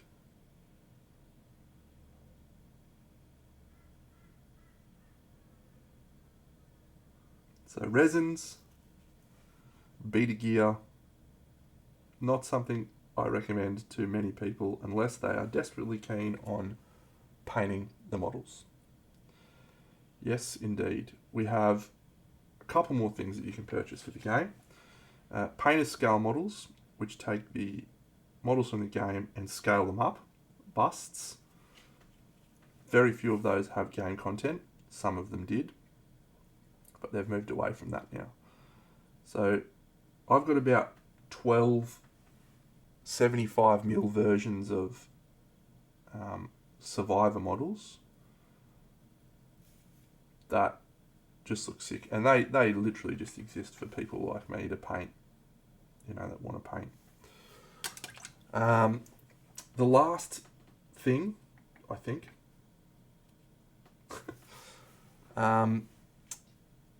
there's another collection of expansions that are also available in the shop that we don't actually call them white boxes as such, but they do come in a white box.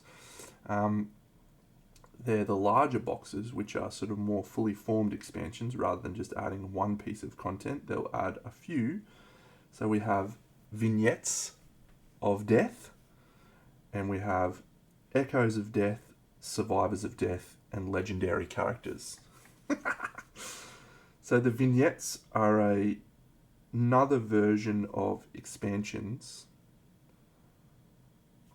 that take an existing monster and change it up quite a lot. So there is a vignette of death called the Jigger Lion. It takes a white lion and it supercharges it to make it more of a challenge. It also has a fixed version of the showdown, with characters that have already been pre-designed with gear and stuff. And these are a really great, fun way of introducing people to the game.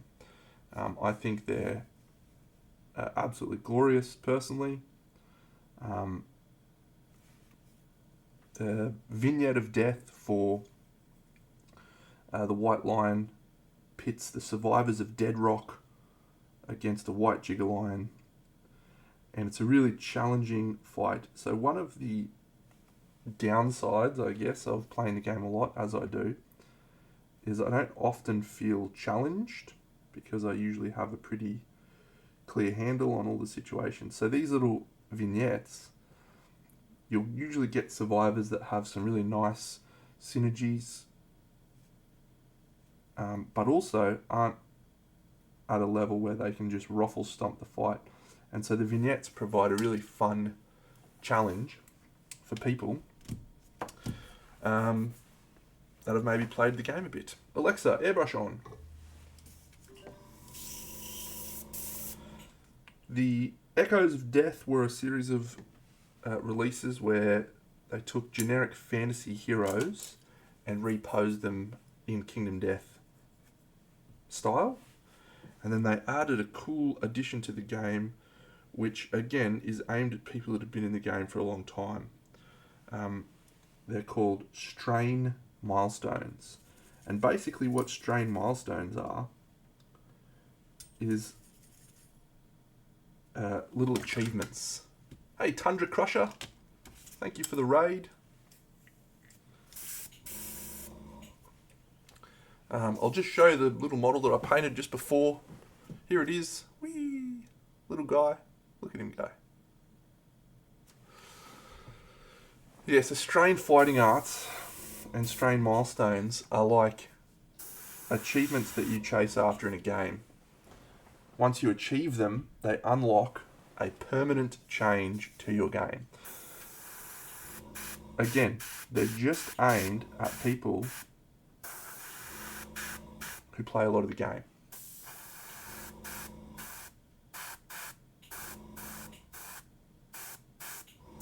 You haven't played a lot of the game, they're not really much chop for you. But if you have played the game, having these little mini goals to go for is quite fun. They unlock permanent changes to the game. The last thing that they released is Legendary Characters and Survivors of Death.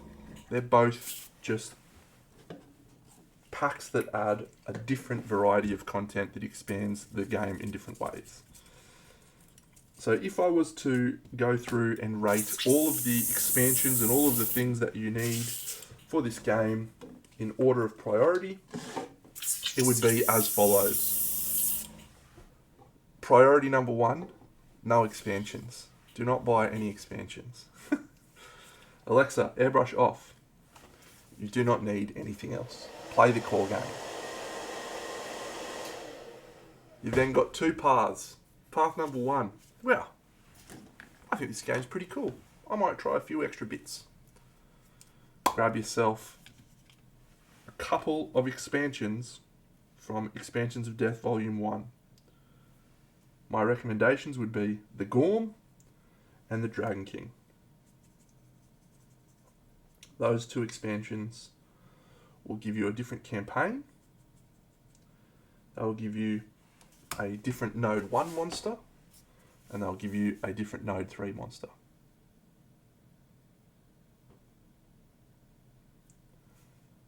If, after playing your first campaign, you have reached a point where you're like, this is the best, which is what I did, then the expansion I would recommend is the Gambler's Chest. The Gambler's Chest is an expansive addition to the game that will create a lot of longevity. A lot. And it's the best value for money.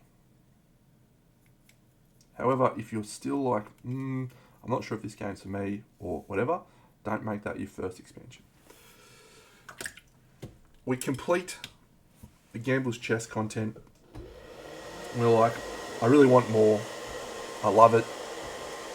All the expansions of Death, Volume 1, 12 of them, great.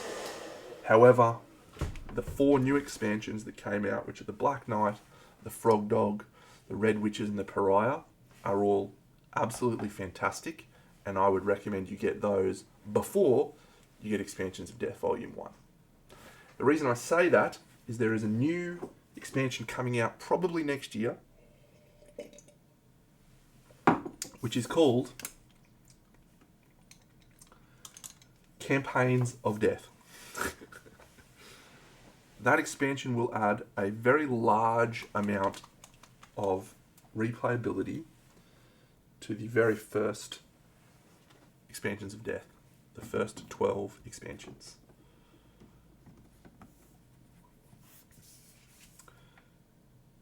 Oh look, I think if you are the type of person that likes this kind of game,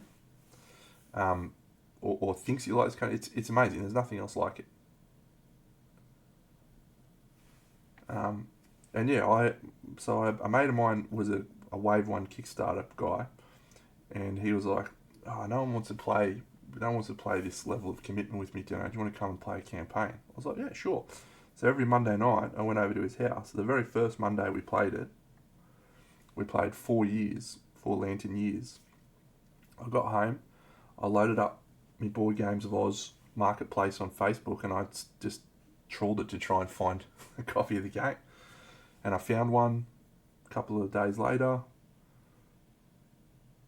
Next thing you know, I've spent $1,000 on getting all of the stuff. And that was 6 years ago.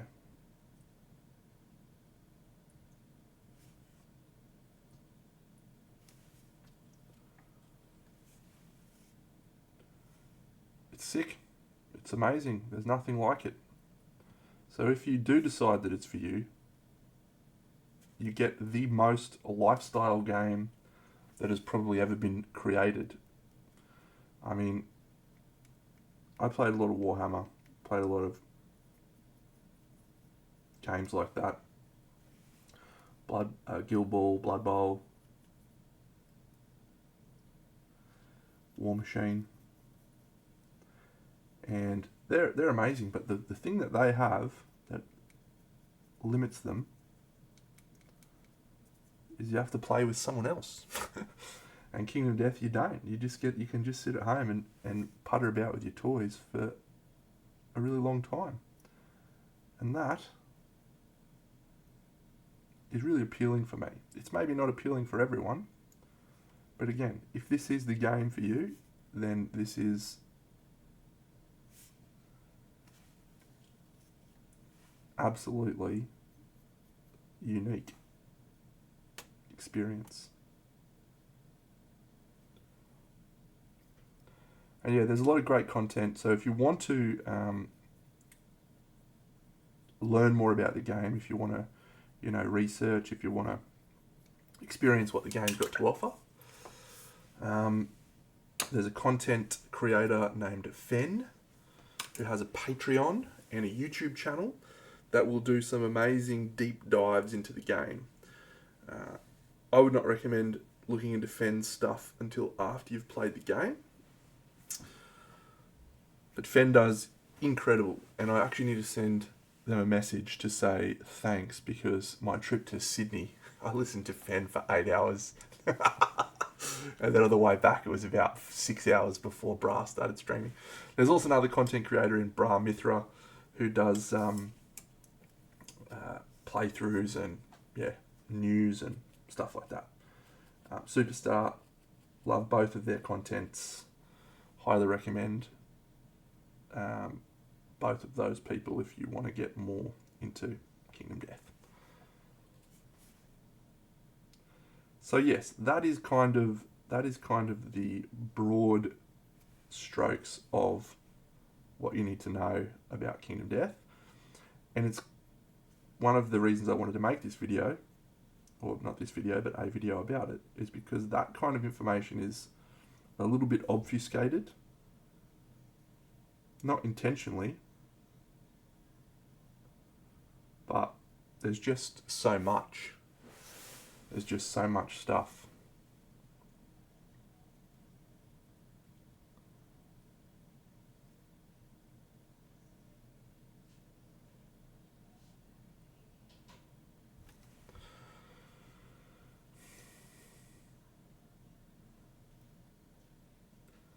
But yeah, the reason I say that this is a game that was basically, feels like it was tailor-made for me, that it was designed just for me. My background in this hobby is actually a painter. I consider myself a painter more than a gamer. It just so happened that I was also able to get very good at the games that I played. In some cases, exceptionally good.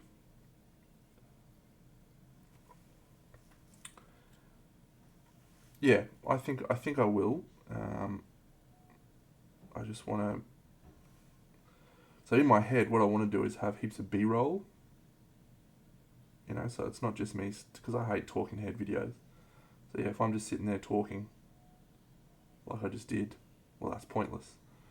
But if I was to take that, and every time we scan over, what are we talking about? Expansions of Death? Cool, here's a Gorm. Me sliding over a Gorm. My paint job of the Gorm. I think that would make it more interesting.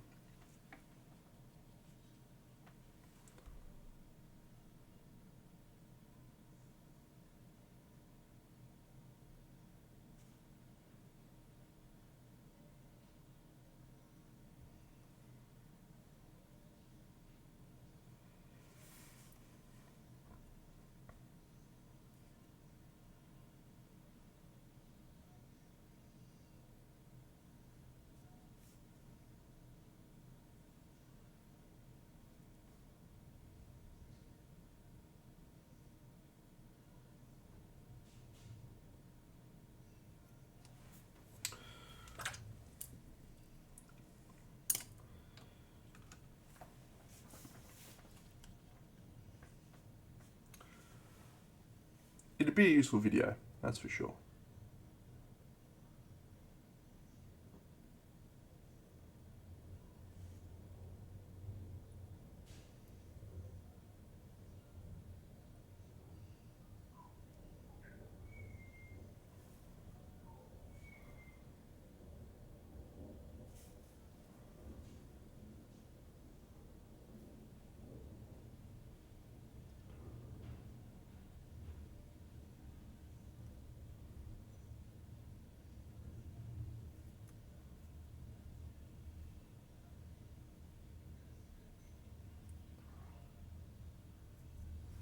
Alright. The last step for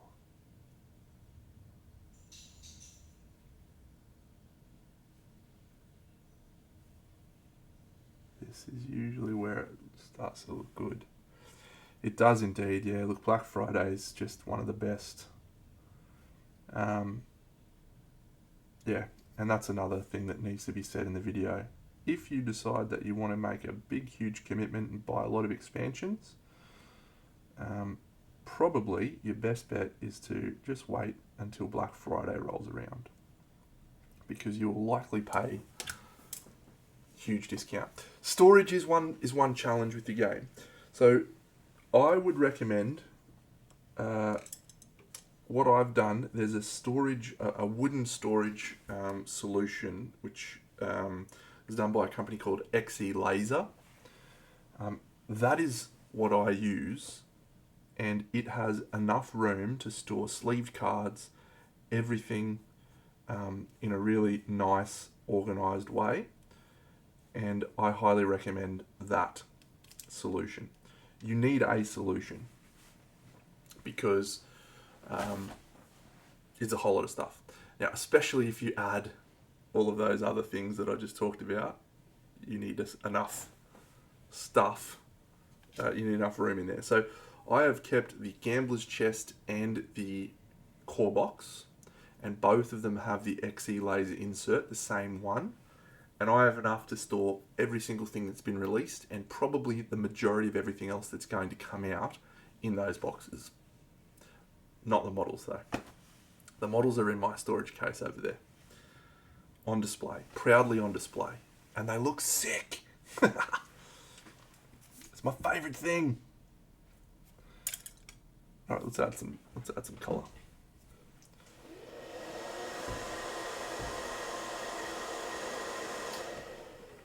They do have some great 3D options. I'm not a 3D printing guy myself, but I have a mate who does a lot of stuff. So I like 3D printed solutions, but because I've used that wooden one for such a long time, even though it's very heavy, it is just very good. So X for xylophone, E for egg. XE laser.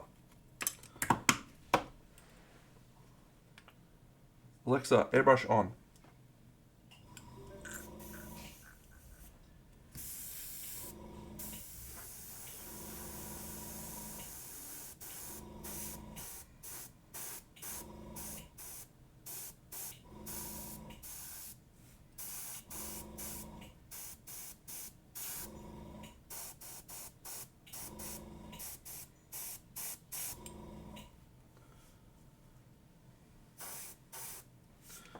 Maybe just going to add a little purple as well.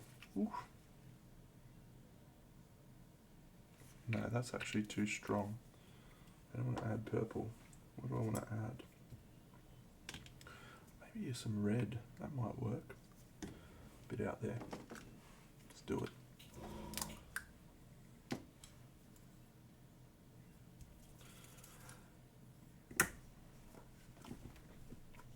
Once you have a storage solution,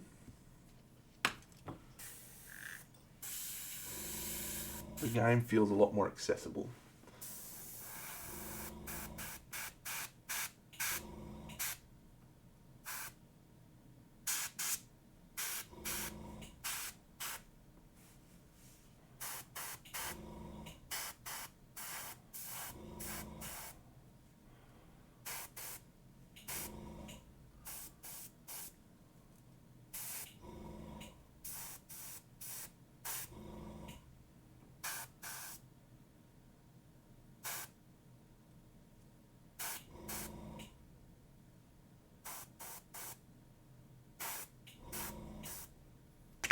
Whee!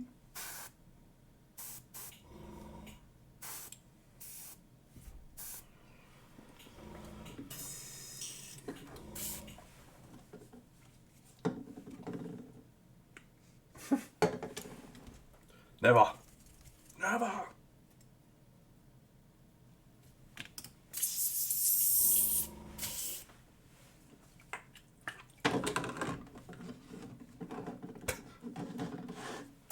Alexa, airbrush off.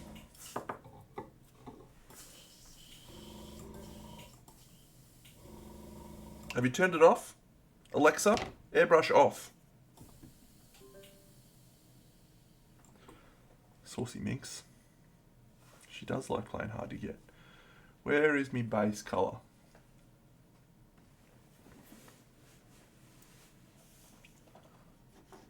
There it is. Alright, so my version of non-metallic metal is very, very ordinary until the last highlight, and then it starts to actually look pretty good. So what I'll do now is I'll just highlight that metal, and it will actually start to look like metal, probably, if I've done everything right.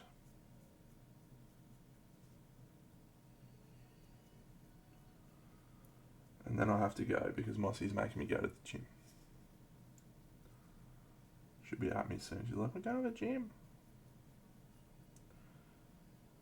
Can you hurry up? Finish your stream. We need to go to the gym. What are you doing? It's time to go to the gym.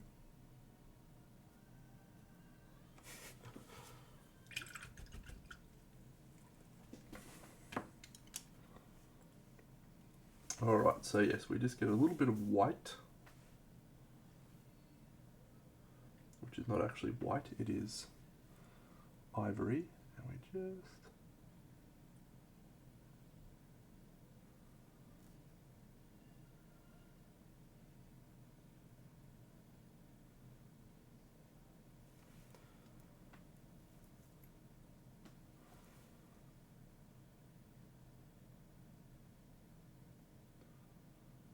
Yeah, we had to sacrifice the idea of a home gym to get this hobby room. I feel good about my decision. And now it looks like metal.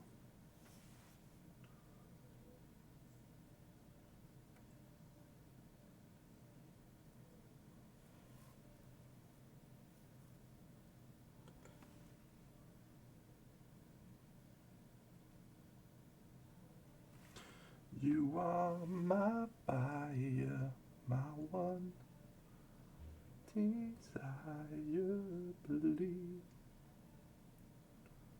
And I say, I want it that way. And we are two worlds apart.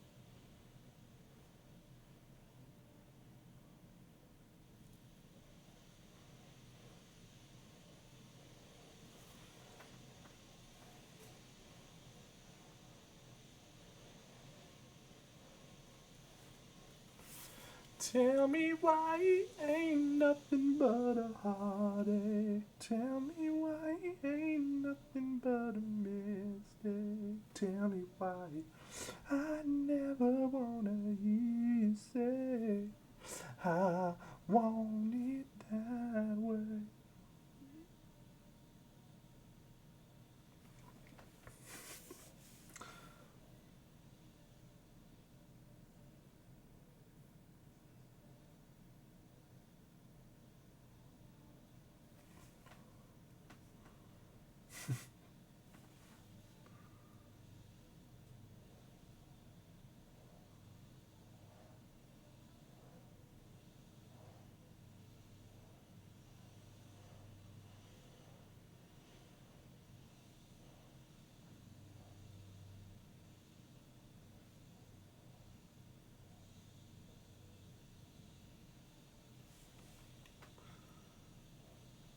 So yes, if we just zoom out just a smidge, it does look pretty metalish at this point.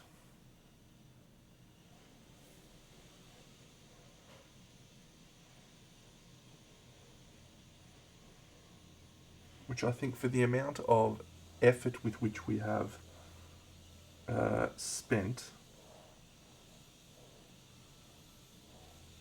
is a pretty cool outcome.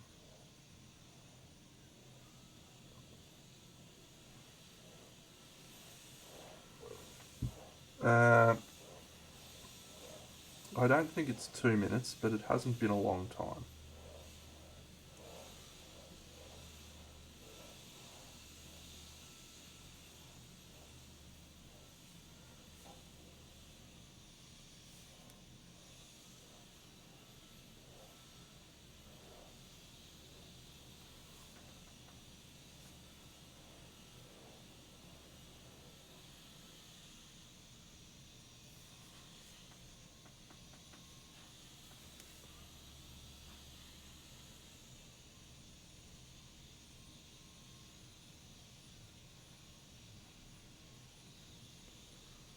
guarantee you that you don't need new hands. You just need to put in the time.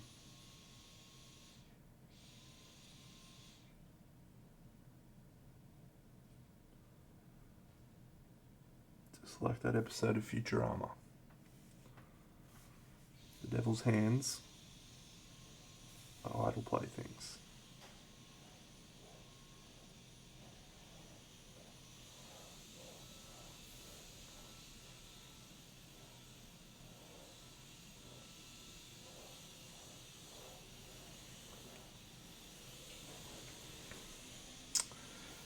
Yes, I've thought about it many times. Many times.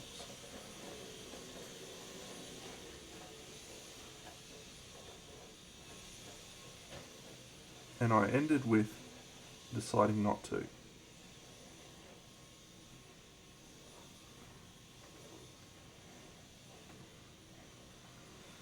And the reason is one that I find pretty simple to explain. I do this for fun. This is not a job for me.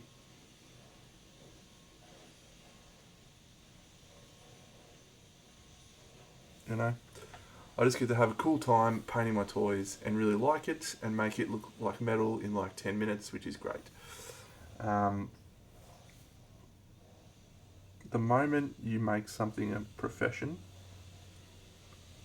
a career,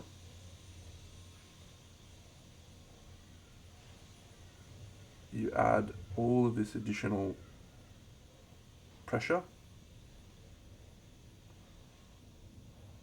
And I know because I've had a mate who decided, you know what, I'm going to paint miniatures, it's going to be great.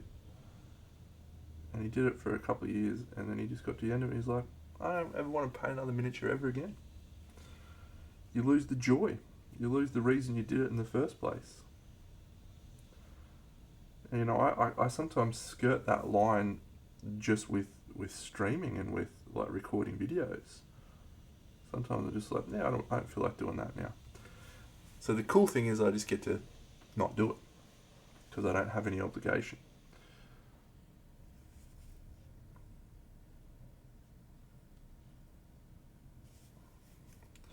So yes, that is where my Patreon dream is currently sitting. Don't want to do it for a job. And so we don't do it.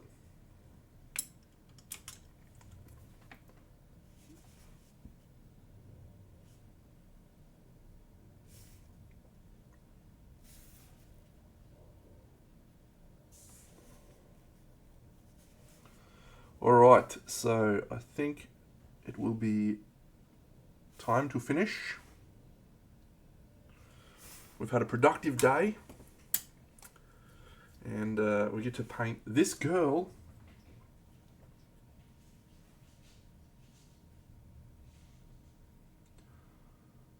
in some more detail. Maybe later on today. Maybe I'll do that by myself. Yeah, so tomorrow I am back painting. Maybe what I might do tomorrow. Actually, what I might do today, in about 2 hours after I've got back from the gym and had some lunch, I might continue my Kingdoms Forlorn playthrough. That might be my next thing, and I might do that on stream. So you might see me streaming later on some Kingdoms Forlorn. You might not.